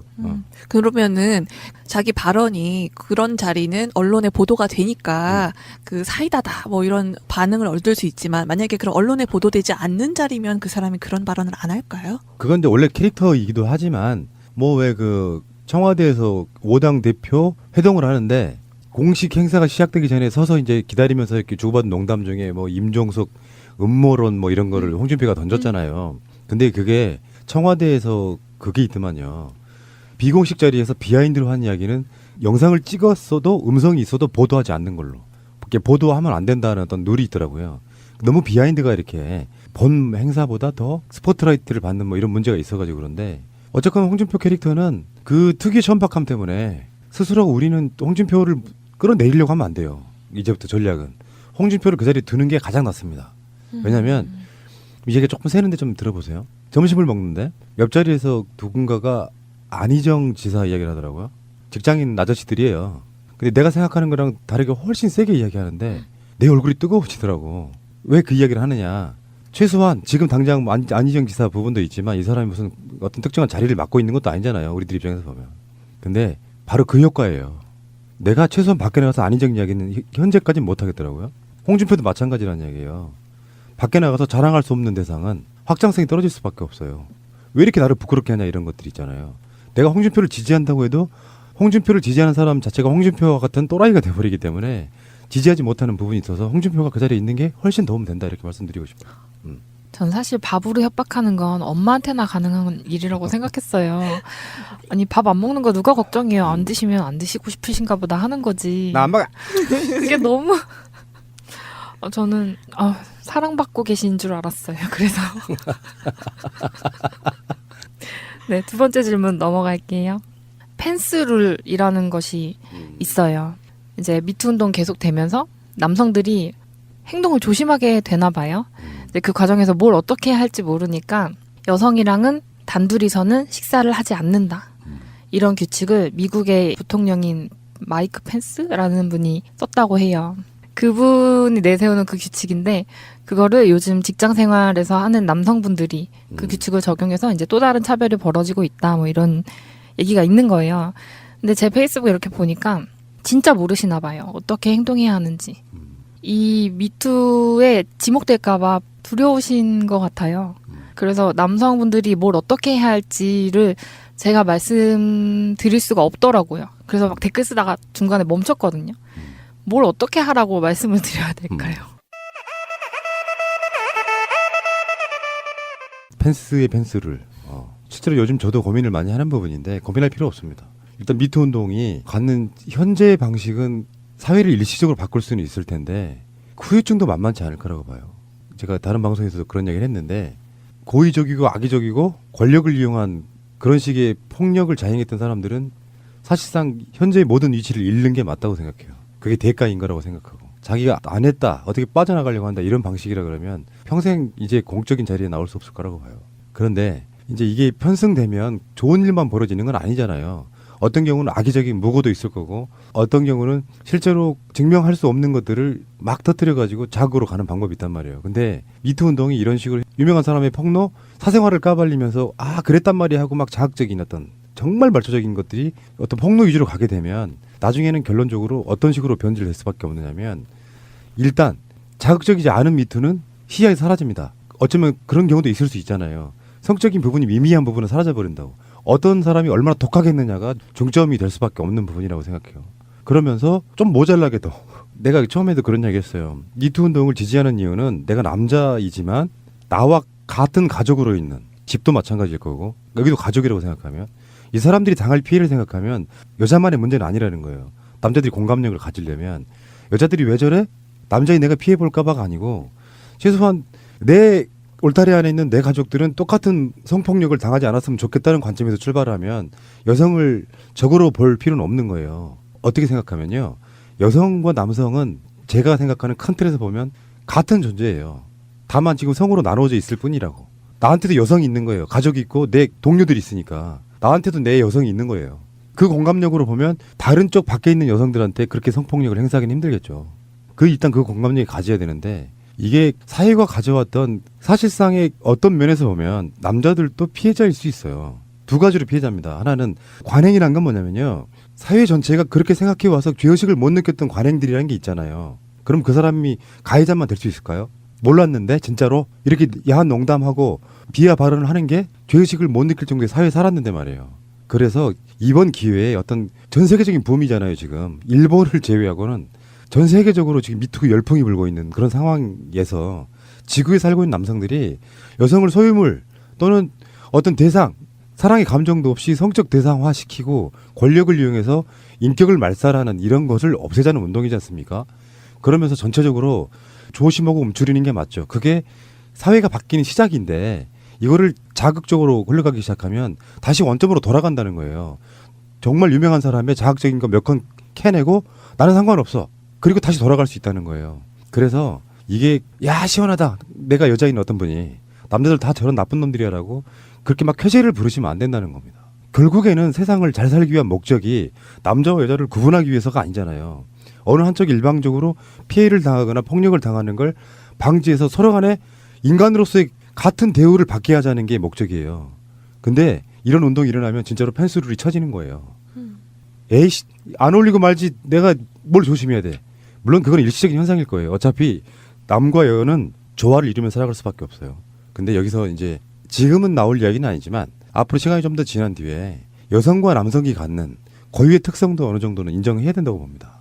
그게 폭력적인 대상으로서가 아니라 예를 들면 이런 거 있잖아요. 더 섬세한 여성만의 장점, 더 부드러운 여성만의 장점들이 남성성과 이런 것들이 같이 이렇게 어우러지면서 사회가 조화를 이뤄야지 여자는 여자, 남자는 남자인데 서로 매력을 못 느끼는 대상이라면 저는 그 사회도 죽은 사회라고 저는 보는 거예요. 지금 현재 일시적으로 담장을 쳐놓긴 하지만 여자와 남자 쳐놓긴 하지만 그게 넘어갈 수 없는 그런 영역이 돼서 남자 여자가 교류를 안 한다. 이건 좀 웃기잖아요. 자, 여러분 여기까지. 네, 펜스룰이라는 게 사실 좀 이렇게 엇나간 하나의 그 생각, 사고이지 않을까 싶어요. 문제가 생긴다고 해서 상대하지 않겠다. 이거는 말이 안 되는 것 같고요. 살찌니까 밥 안 먹어. 그걸로 해결할 수 없는 거죠. 그러니까요. 청와대 민원 국민청원에서도 성평등 교육을 요구했더니 인권 교육을 시키겠다라는 대답이 나왔었잖아요. 그런 것처럼 인권의 차원에서 접근해야 되고 또 여성계에서도 이 권력 관계에서 생기는 일이라고 바라보고 있잖아요. 그런 것처럼 상대방의 의사, 인권을 존중하고 공감하는 이런 방향으로 접근을 해야지 아예 상대를 안 하겠다. 이거는 뭐 생각은 해볼 수도 물론 있겠지만 이거를 왔다 갔다 하면서 중심을 잡는 과정이지 않을까 싶네요. 네. 맞습니다. 저는 부탁드리고 싶은 것은 만약에 상대방이 뭔가 싫다고 하면 중단하는 거. 그렇죠. 그리고 사과하는 거. 그리고 다시는 그 일을 안 하는 거. 정답이에요. 그게 핵심이에요. 그게. 너무 사실 쉬운 거 아닌가. 네, 그거는 학교 가기 전에 배우는 거 아닌가요? 근데 저도 이걸 배운 적은 없는 것 같아요. 사회가 이렇게 돼야 돼요. 아까 그 완벽한 정답이거든요. 실수는 할 수 있어요. 그 실수를 했을 때 상대방이 단호하게 이야기할 수 있어야 되는데 그게 이제 거기서 하나가 걸리잖아요. 권력관계. 이런 부분을 행하는 자가 일단 하지 말아야 되지만 불이익을 당하더라도 단호하게 노할 수 있어야 그 시작점 출발이 되는 건데 그러니까 상대가 노할 수 없는 대상들로부터 착취를 해왔다는 거. 그게 악질이라는 말씀을 드리는 거죠. 세 번째 질문 넘어갑니다. 예. 삼성 붕괴. 제가 대학원 가면서 하나 목표가 삼성이라는 그룹을 해체시키고 싶다는 그런 생각이 있었던 사람이었거든요. 지금도 그런 생각을 갖고는 있는데 삼성 임원진들 그리고 이건희 회장 차명 계좌가 1199개를 뭐 자수하고 이게 자수한 거더만요. 추려가지고. 네. 이 정도까지 까도 되겠다. 뭐 해가지고. 네, 그거 너무 황당해. 그러니까 뭘 어떻게 해도 제가 보기엔 너무 엄청난 일들인데 이게 삼성이라는 그룹에 해가 되지가 않는 것 같은 느낌이에요. 삼성이라는 그룹은 이제 진짜 굴지의 기업이 된 것인가? 이제는 정말로 제가 100살이 돼도 삼성이라는 것의 제품을 쓰면서 살아야 하는 것인가, 보면서 살아야 하는 것인가, 막 이런 생각이 드는 지점이 있어요. 검찰에서 조사도 들어갔고 계속 지속적으로 하고 있는데도 전혀 위협이 안 되는 이 상황. 삼성이라는 그룹은 계속 될까요? 답은 좀 힘들 수도 있는데 해보면 삼성이라는 그룹을 해체시키는 것이 가장 중요한 이야기죠. 기업을 없애는 게 아니고요. 연결고리를 끊어내야 되는 거예요. 삼성전자가 삼성의 사실상의 3분의 2예요. 시가총액이 그래요. 나머지는 삼성 다 쭉쟁이들이야. 주가로만 보면. 근데 그게 이를테면은 이재용 같은 자들이, 능력 없는 자들이 회장 역할을 하면서 삼성을 끌어가는 거 국가적인 위기입니다. 그래서 왜 이재용이 구속되면 주가가 올라가는 뭐 이런 현상이 나타나지 않습니까? 전문 경영인 체제로 가면서 그 삼성이라고 하는 곳이 왜 중요하냐면 국가에 차지하는 비중이 있잖아요. 삼성, 현대 같은 재벌들이 만약에 삼성이 부도가 날 일은 없겠지만 부도가 나면 한국 경제가 휘청하는 건 맞아요. 그건 틀렸다고 말할 수 없지. 한보그룹 하나 넘어가면 IMF 때 엄청나게 여파가 미치는 것처럼 거기다가 심리적 여파라는 게 있어요. 경제는.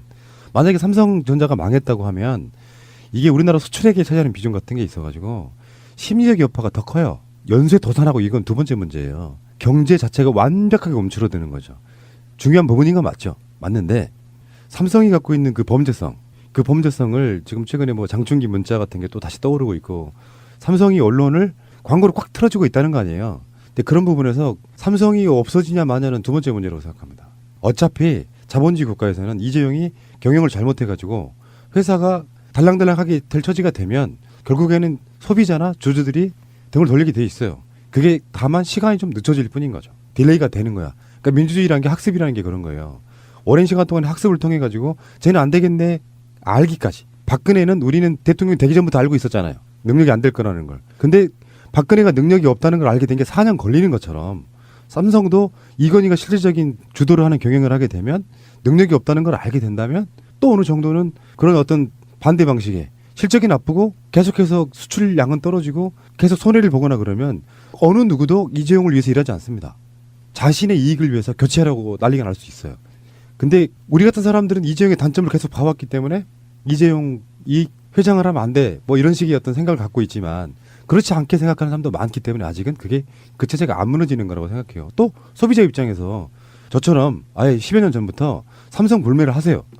핸드폰 삼성 절대 안 씁니다. 왜냐하면 삼성이 좋아서 안 쓰는 게 아니라 삼성 스마트폰 옴내기, 옴니아로부터 딱 할머니 실망한 뒤에 그 후로 삼성 스마트폰 안 쓰는 이유가 그것 때문이에요.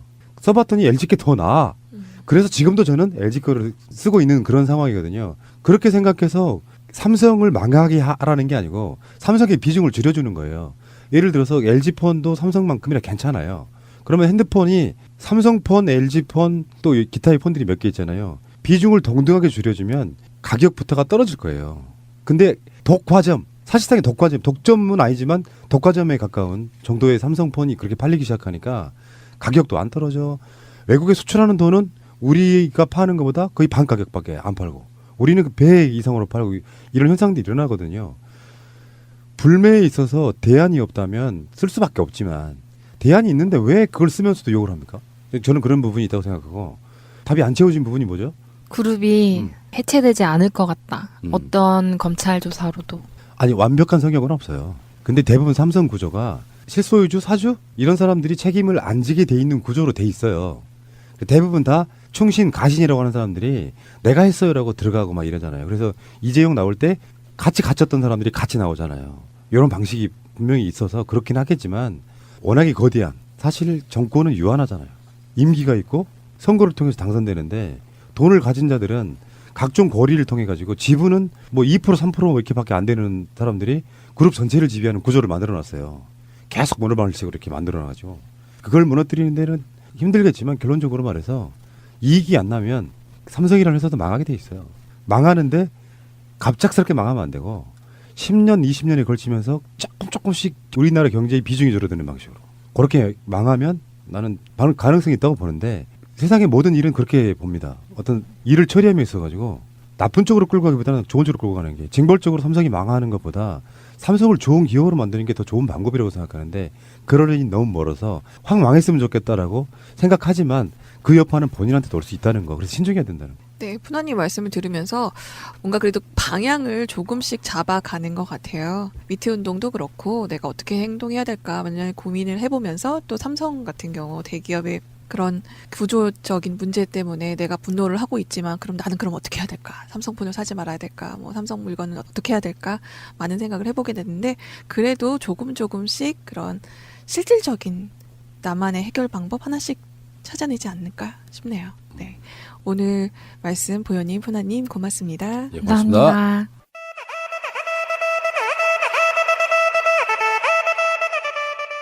망각과 기억. 무엇을 망각해야 살아갈 수 있고 무엇을 기억하며 살아가야 할까요? 살아가면서 겪는 모든 일들을 기억하고 살 순 없지만 잊지 말아야 할 것, 또 잊고 떨쳐버려야 할 것들이 있죠. 불합리한 세상과 싸우고 있는 모든 사람들은 순간순간을 이겨내며 살고 있습니다. 항상 분노하며 살 순 없지만 끝까지 이뤄낼 원동력이 될 그 분노를 잊지는 않고 살아갑니다. 세월호 참사 4주기가 다가옵니다. 잊지 않겠다는 약속의 노란 리본 갖고 계시죠? 4.16 연대 미디어위원회에서 망각과 기억 시리즈를 내놓았습니다. 함께 보면서 다시 한번 잊지 않겠다는 다짐 다시 새기면 좋겠습니다. 오늘 자갈자갈 마치겠습니다. 우리는 다음 주에 만나요. 본능적으로 자기한테 유리하게 써먹을 수밖에 없는 굉장히 좋은 아젠다란 말이죠.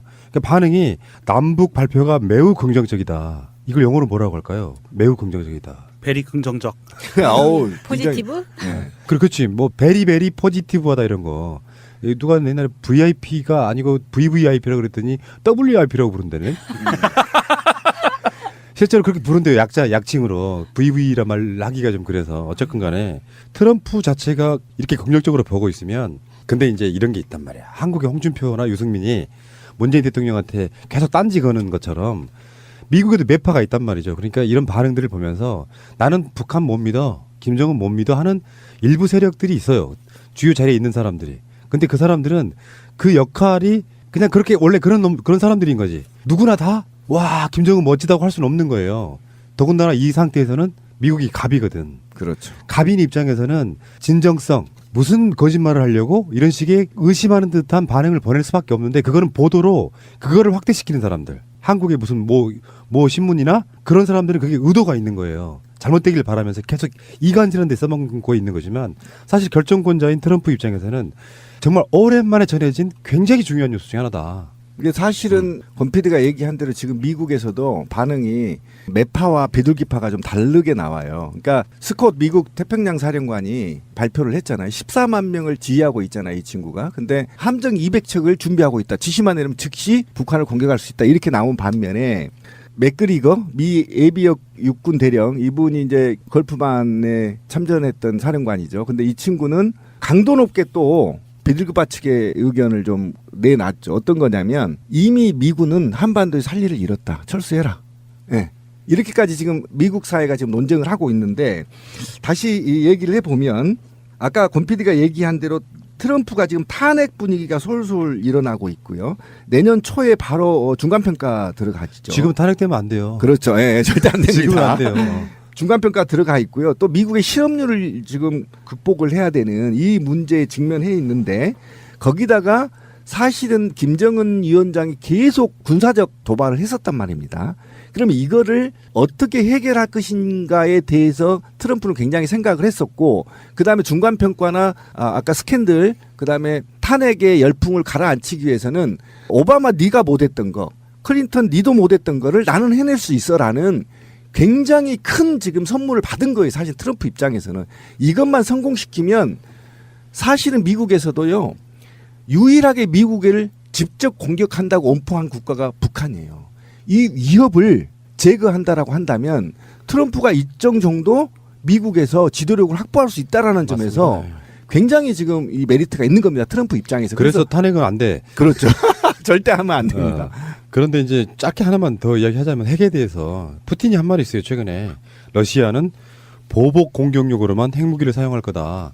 이 말이 왜 중요하냐면요. 핵무기를 사실상 써본 유일한 국가가 미국이잖아요. 그렇죠. 우리는 미국과 좀 달라. 그러면서 이게 이제 약간 면피라는 게 있는데 기존에 보유했던 국가들이 핵을 감축 또는 없애지 않는 상황에서 사실 북한에 대한 비난은 어떤 면에서 보면 굉장히 좀 후한무치한 짓인 거예요. 그러니까 핵을 갖고 있는 나라들 입장에선 이왕 만들어 놓은 거 우리 공격용으로는 안 쓰고 상대방이 공격해오면 그때 쓸 거야 이런 정도로 면피하고 있거든요. 근데 좀 웃기잖아. 어떻게 보면. 북한은 편을 자는 게 아니라 한반도의 비핵화는 맞아요.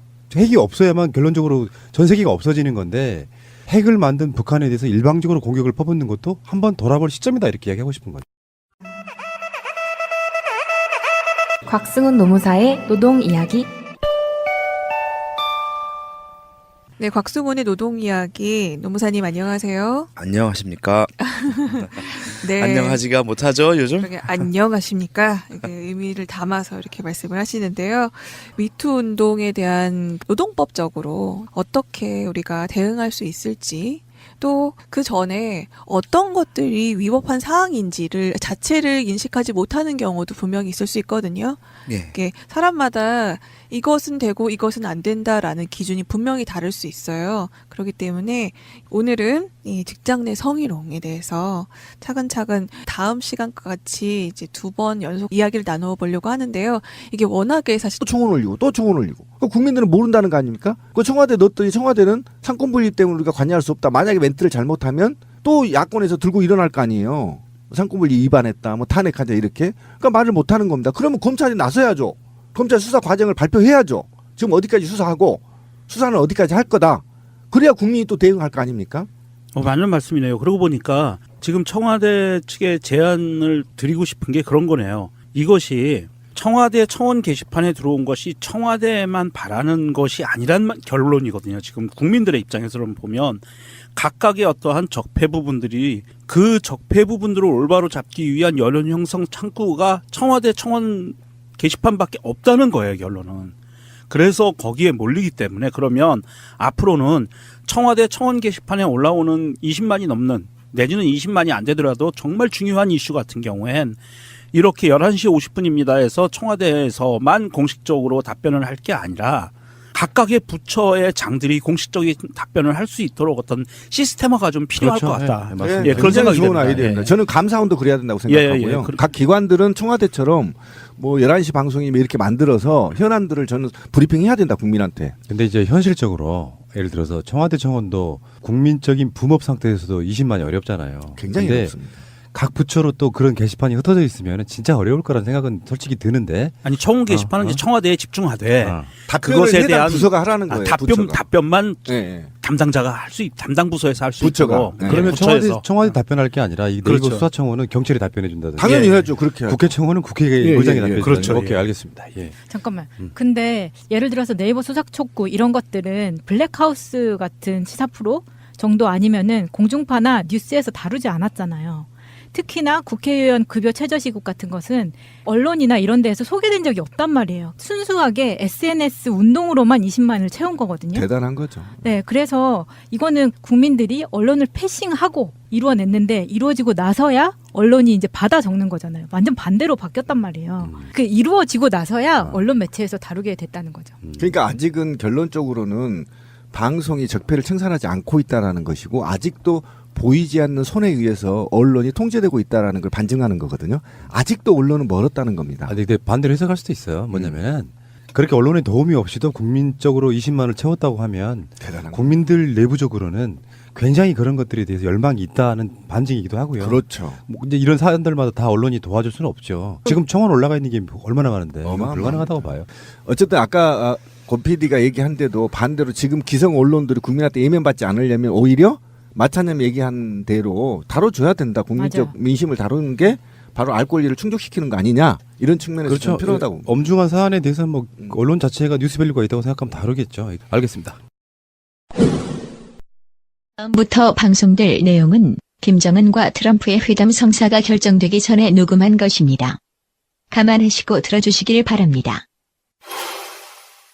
방송은 오늘 정우영 서훈 북한을 다녀왔던 특사가 미국으로 가는데 북한에서 가져온 메시지 이것을 트럼프에게 전한다고 합니다. 무슨 이야기를 전할까? 온 인류가 관심사죠. 지금. 그러니까 지금 우리나라 언론이 남한과 북한이 합의한 사항에 대해서는 정우영 수석 특사가 발표를 했고 북한은 트럼프한테는 뭘 줄 것인가에 대한 관심이 있어요. 사실 이런 거는 뭐 명제의 대의성 이런 걸 떠나서 궁금할 수밖에 없잖아요. 잠깐만 그 이야기 좀 하고 가겠습니다. 이 사항에 대해서 사실은 제가 좀 말씀드리고 싶은 게 대한민국의 언론들은요. 특히 그 종편, YTN, 연합, 기타 등등이나 또한 공중파도 마찬가지예요. 이 특사단이 갔다 오고 나서 발표를 했잖아요. 6개 합의안 발표를 했는데도 불구하고 왜 북한에서는 공식적으로 언론들이나 당에서 정부에서 이 6개항 합의에 대해서 핵 문제라든지 이런 거에 대해서 왜 발표를 안 하냐. 이건 우리를 속이는 거 아니냐. 또 이런 논지로 방송들을 하고 있어요. 그 사회의 특수성을 전혀 고려하지 않는 거야. 대한민국인 줄 알아요, 북한이. 그렇기 때문에 이런 오류들이 벌어지고 있고요. 사실 북한 입장에서는 미국에게 이런 특별한 트럼프에게만 보내는 메시지를 전달했다는 것은 정말 경천동지할 사건입니다. 이거 하늘이 무너질 만한 사건이거든요. 그렇기 때문에 지금 미국 측에서도 이 사안을 보고 놀란 감정들을 정부 당국자들이 숨기질 못하고 있어요. 꼭 알아야 할 어제의 뉴스. 자유한국당 홍준표 대표는 북미 정상회담에 대한 발표가 전혀 새로울 것 없는 북한의 쇼라고 주장했습니다. 언제나 저들은 궁지에 몰릴 때는 그런 식으로 안보쇼를 다 했습니다. 위장평화 형태가 지속되어 본들 5천만 국민은 김정은의 핵 인질이 될 뿐입니다. 또 북핵 동결을 인정하는 협상은 오히려 국가적 재앙이라고 했습니다. 폐기로 가는 과정에서 잠정적으로 북핵 동결을 인정하자. 그런 식의 접근은 5천만 국민에게 국가적 재앙이 올 것이다. 트럼프 대통령이 직접 북한이 핵 동결이 아닌 비핵화를 얘기했다고 언급했지만 한국당은 사실상 핵 동결이라는 판단입니다. 비핵화를 위한 협상이 쉽지 않기 때문에 당장 조건 없는 비핵화 약속을 받아야 한다는 주장입니다. 반면 바른미래당은 역사적 사건이라고 평가했습니다. 김정은이 트럼프를 초청했고 또 트럼프 대통령이 5월 안에 김정은을 만나고 싶다라고 초청 수락 의사를 밝힌 거 그거 자체가 이제 진전이라고 생각을 하고요. 유승민 대표는 다만 북한이 비핵화를 달성할 결정적인 약속을 하느냐가 관건이라고 말했습니다. 배현진 전 MBC 앵커와 길환영 전 KBS 사장이 자유한국당에 입당했습니다. 영입 환영식은 태극기를 달아주는 것으로 시작됐습니다. 배현진 전 앵커는 MBC 퇴사가 압력 때문이었다고 주장했습니다. 각종 음해와 공격을 계속해서 받아오고 있고 뉴스에서 쫓겨나듯이 하차해야 했습니다. 길환영 전 사장도 정부부터 비판했습니다. 좌파 진영에 의한 언론 장악으로 인해서 올바른 여론 형성이 차단된 상황입니다. 특히 길 전 사장의 경우 세월호 보도에 개입했다는 의혹이 제기됐지만 이에 대한 언급은 없었습니다. 홍준표 대표도 정부의 언론 정책을 심판하기 위해 이들을 영입했다고 주장했습니다.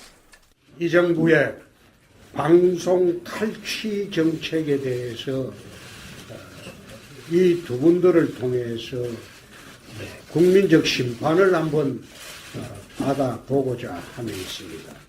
하지만 전국 언론노조는 성명을 통해 자유한국당이 두 사람을 데리고 피해자 코스프레를 하는 것은 위선이라고 비판했습니다. 이에 따라 환영식에서도 다양한 질문이 예상됐지만 한국당은 민감한 질문 자체를 막았습니다. 자, 이미 끝났어요. 끝났습니다. 입당 환영식을 이렇게 하는 거 아니죠? 자, 질문을 하나. 국민 여러분, 죄송합니다. 잘못했습니다. 저로 인해 상처를 입으셨을 많은 국민 여러분들께 또 도민 여러분들께 죄송하다는 말씀 올립니다. 그리고 제 아내와 아이들 가족에게 너무 미안합니다. 국민 여러분, 죄송합니다. 앞으로 검찰 조사에서 또 성실히 검찰 조사에 따라 조사를 받도록 하겠습니다. 죄송합니다. 국민 여러분. 국민 여러분들께 드렸던, 국민 여러분들이 저에게 주셨던 많은 사랑과 격려 정말 죄송합니다. 방송 중간에 좋아요를 눌러주시면 새날팀들에게 큰 힘이 됩니다. 미리 감사합니다. 트위터가 진짜 언론입니다. 청와대가 가끔씩 20만 청원하면은 받아주지 않습니까? 최근에 재밌는 청원이 있었죠. 국회의원의 급여를 최저시급으로 해달라. 여기에 대한 청와대의 답변은 삼권 분립 원칙에 따라 청와대가 국회의원 월급을 결정할 수 없다는 점은 국민들도 잘 아실 것으로 봅니다. 청와대가 해결하지 못할 것을 알면서도 의견을 모아주신 것이 국민들의 뜻, 민심입니다. 이 부분은 정부와 국회 모두 잘 이해하고 있다고 봅니다. 예.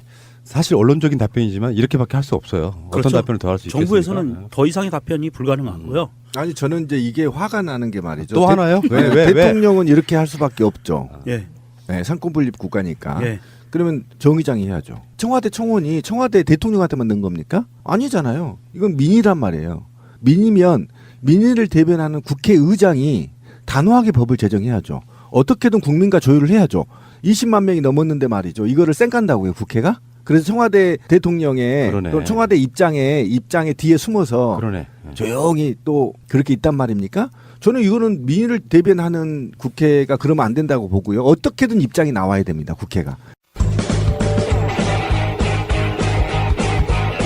제도로서의 민주주의가 흔들리고 구타는 일은 이제 없습니다. 민주주의가 밥이고 밥이 민주주의가 되어야 합니다. 정세균 국회의장한테 제가 실망스러운 말들을 많이 했는데 정세균 국회의장이 의장 되고 나서 솔직히 제가 이런 말하면 또 혼날지 모르겠지만 그전 위원장이 누구였죠? 정의화보다 못한 것 같아요. 저는 단호하게 얘기합니다. 구체적인 걸 떠나서요. 총론적으로 얘기하는 겁니다. 제가 볼 때는 국회가 민이기 때문에요. 국회 벽을 낮춰야 되거든요. 최근 국회에 가니까요. 오히려 또 보안이 검색돼 있어요. 어제 다녀왔거든요. 그다음에 제발 국회 있잖아요. 담도 허물세요. 언제든지 정문이 아닌 국회의사당 가서 국민들이 도시락 까먹고 국회의원들하고 솔직하게 얘기할 수 있도록 국회를 문을 낮춰야죠. 그러면 이런 청원들이 바로 국회의원들의 그런 권위적인 권력 행사, 나 몰라라, 국민 나 몰라라 또는 자유한국당 내에 느자구 없는 국회의원들 때문에 이런 청원이 성공되는 거 아닙니까? 그렇죠? 그러면 이거에 대한 개혁 의지를 내놔야죠. 그럼 입법, 사법 다 개혁을 지금 하고 있단 말이에요. 적폐청산. 국회는 왜 적폐청산 개혁안을 내놓지 않습니까? 저는 이거에 대해서 굉장히 화가 좀 나고요. 국민 20만 명 이거 받기 굉장히 어렵습니다. 지금 18개인가 밖에 성공 못했어요. 이렇게 소중한 민의를 그냥 국회가 외면한다고요? 저는 용서할 수 없습니다. 정세균 국회의장님 당장 답변하십시오. 촉구합니다. 그러네. 네. 진짜 그러네. 맞아요. 그 생각 왜 못했지? 청와대의 이야기처럼 그런 거 있거든요. 청와대가 해결할 수 없다는 걸 알면서도 그렇게 하는 건 국민들의 마음이란 말이죠. 그러면 그거를 국회 게시판에 올라온 게 아니니까 우린 책임 없어라고 말하는 것도 국회의 책임을 방기하는 거다 이렇게 말씀드리고요. 또 하나가 더 있었는데 네이버 수사 촉구 청원도 있었어요. 네이버가 댓글이 이상하다 막 이러면서 수사해달라 했는데 여기에 대한 답변은요? 네이버는 청원이 들어온 다음 날인 19일 댓글 의혹과 관련하여 경찰에 수사를 의뢰했습니다. 현재 경찰에서 한 달 넘게 관련 수사를 진행하고 있습니다. 청원하신 분들도 이해하시겠지만 수사 중인 사안에 대해 정부가 언급하는 것은 적절하지 않습니다.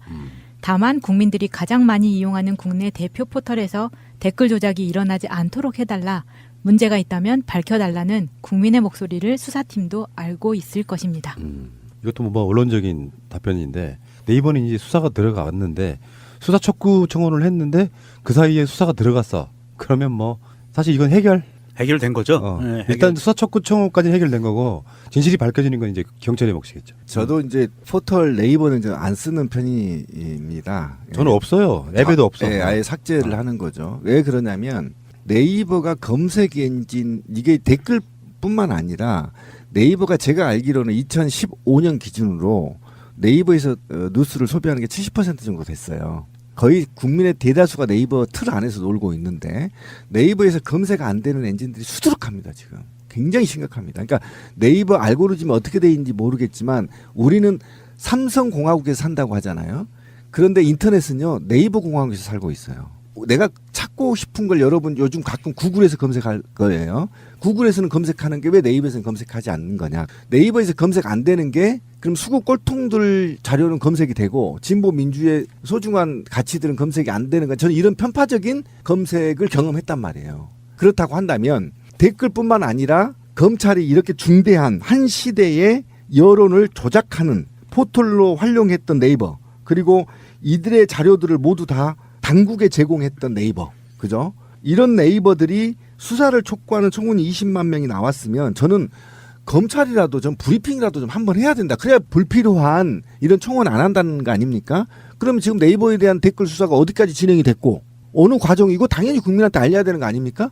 왜 안 알려가지고 이게 자꾸 사람들 고생시키는 거죠? 하고 있는데 또 깜짝 놀란 거지. 예, 깜짝 놀랐어요. 그래서 빡 놀란 거예요. 예, 그래서 이런 날이 올 줄 몰랐다. 막 이런 반응들도 나오고 이건 우리 일반인들이나 쓰는 표현들인데도 불구하고 이런 반응들이 나오고 있는데 일단 저는 제가 다시 한번 또 말씀드리지만 제가 원래 문재인 대통령을 그렇게 빠는 사람이 아니었잖아요. 세계의 가장 뛰어난 지도자였던 오바마, 그다음에 클린턴 등도 해결하지 못했던 그 엄청난 사항을 집권 1년 만에 해내고 있습니다. 그리고 남한에서 지난 70년 동안 온갖 종북 메카시 또는 종북 파리들이 나라를 장악하고 있는 상태에서 이렇게 엄청난 성과를 낸 문재인 대통령은 대단하고요. 정말 남자가 섹시하고 멋지다라는 느낌은 몇 안 되는 사람 중에 한 명 정도로 정말 잘하신 거고요. 역사의 큰 획을 그었다. 그런데 이에 못지않게 김정은 위원장의 협상 능력에 대해서 저는 또 경악을 금치 못해요. 왜 그러냐면 원래 우리가 보통 말을 할 때 무슨 갈등을 해결할 때 있잖아요. 갈등을 해결하려면 갈등을 해결하는 주체가 뭔가 줄 게 있어야 돼요. 저쪽 상대에. 그럼 줄 수 없었어요. 북한이 오랫동안. 줄 수 있는 게 뭐였느냐라는 게 핵이었단 말이에요. 핵개발. 핵개발이 완성하고 나서 이 핵개발을 해소하는 과정에서 인류 최고의 강대국과 맞대맛에 서 있단 말이에요. 그러면 여기까지 끌고 올라가는 방식을 과거에 김정은이나 김일성은 몰랐다는 겁니다. 그런데 김정은 체제에 들어와서 미친 듯이 미사일 쏘고 핵 개발하고 열병식 하고 우리 군사력을 보여주고 이제는 미국에 줄 선물을 스스로 만들었다는 거예요. 그래서 만들어서 이제 미국으로 보냈어요. 그런데 그냥 보낸 게 아니야. 애통수를 보냈다는 거예요, 지금. 그러니까 김정은의 메시지가 트럼프가 선택해도 되고 안 해도 되는 문제가 아닌 애통수를 갖고 갔다는 겁니다. 선택할 수 없는, 무조건 받아들일 수밖에 없는 그 애통수를 갖고 던져줬다는 겁니다. 그렇다고 한다면 김정은은 모든 걸 다 줄 준비가 돼 있다는 거예요. 핵뿐만 아니라 두 가지만 충족된다면 모든 걸 다 주겠다는 겁니다. 이 메시지를 갖고 가서 저는 지금 굉장히 큰 인류를 확 한번 한 차원 뒤집어 엎을 만한 선물이 지금 곧 공개될 거다. 저는 그것이 뭐라고 생각하시냐고요? 김정은이 내가 미국에 갈 가능성도 있다. 빙고! 네, 내가 저는 이렇게 봅니다. 밤에 그 생각을 했는데 네, 갈 수 있다. 이 선물을 갖고. 김정일도 그렇고 김정은도 그렇고 지금까지 하는 일을 스타일을 보면 진짜 그래요. 뭐 구질구질하게 만나가지고 막 뭔가를 하는 그렇죠. 걸 별로 안 좋아하고 자 만납시다. 바로 정상회담. 대장끼리. 그러니까 김정은이 트럼프한테 정상회담을 제안했을 가능성이 있어요. 예. 이건 정말 경천동지할 만한 사건인 거예요. 둘이 서 있을 거 생각하니까 캐릭터가 묘하게 겹치면서. 그런데 우리 그 예전에 기자님들 오셔서 우리 방송에서 트럼프 지지한다고 했었잖아요. 김원식 기자님. 근데 그때 우리가 했던 걸 다시 기억해 보자고. 예를 들면 오바마나 클린턴 같은 건 전통적인 보수적 민주주의 정치를 이끌어 갔잖아요. 안정적으로. 그런데 우리가 그때 얘기할 때 트럼프는 굉장히 파격적인 생각을 하는 사람이라고 했단 말이에요. 그리고 경제적으로 조금만 이득이 되면 실행한다는 사람이라고 했단 말이에요. 그런데 이게 역사는 정말 아름다운 게 김정은의 방식과 맞닿아 있다는 거예요. 이런 측면에서 뭔가 획기적인 한반도 동북아의 평화에 정착할 수 있는 키가 있다. 그 키는 아까 말한 대로 그런 모습인데 이게 에너지 쉽게 말하면 궁합이 맞아 지금 둘이. 예, 궁합이 맞다는 거예요. 해결 방식이. 그러니까 극단으로 끌고 갔죠. 너 지금 미국에서 있잖아요. 최병기를 동시에 띄운 게 북한을 대상으로 처음이에요. 그리고 북한도 본토를 공격했다고 엄포를 놓은 게 사실은 처음이었단 말이에요. 그러면 이게 극단에서 만난 거잖아요. 그러면 양측이 선물이 있는 거잖아요. 근데 이 선물이 저는 트럼프, 김정은, 문재인 대통령을 인류의 지도자로 끌어올릴 수 있는 좋은 기회가 됐다는 거예요. 그런 측면에서 굉장히 저는 흥분되고요. 트럼프의 반응도 사실 뭐 우리가 방송으로 계속 어떤 스토리를 이야기하고 있기 때문에 다 아시겠지만 트럼프 자체가 처해 있는 현실에 비춰봤을 때 최근에 무슨 섹스 스캔들까지 났지 않습니까? 그 포르노 배우랑의 성관계를 입막음하려고 돈 줬다 이런 거거든. 그러니까 뭐 무역 보복이네 백악관 내에서의 그들끼리의 암투네 이런 게 있어가지고 지금 트럼프한테 전해진 정말 오랜만에 전해진 긍정적인 소식이란 말이야. 정치인은 그것을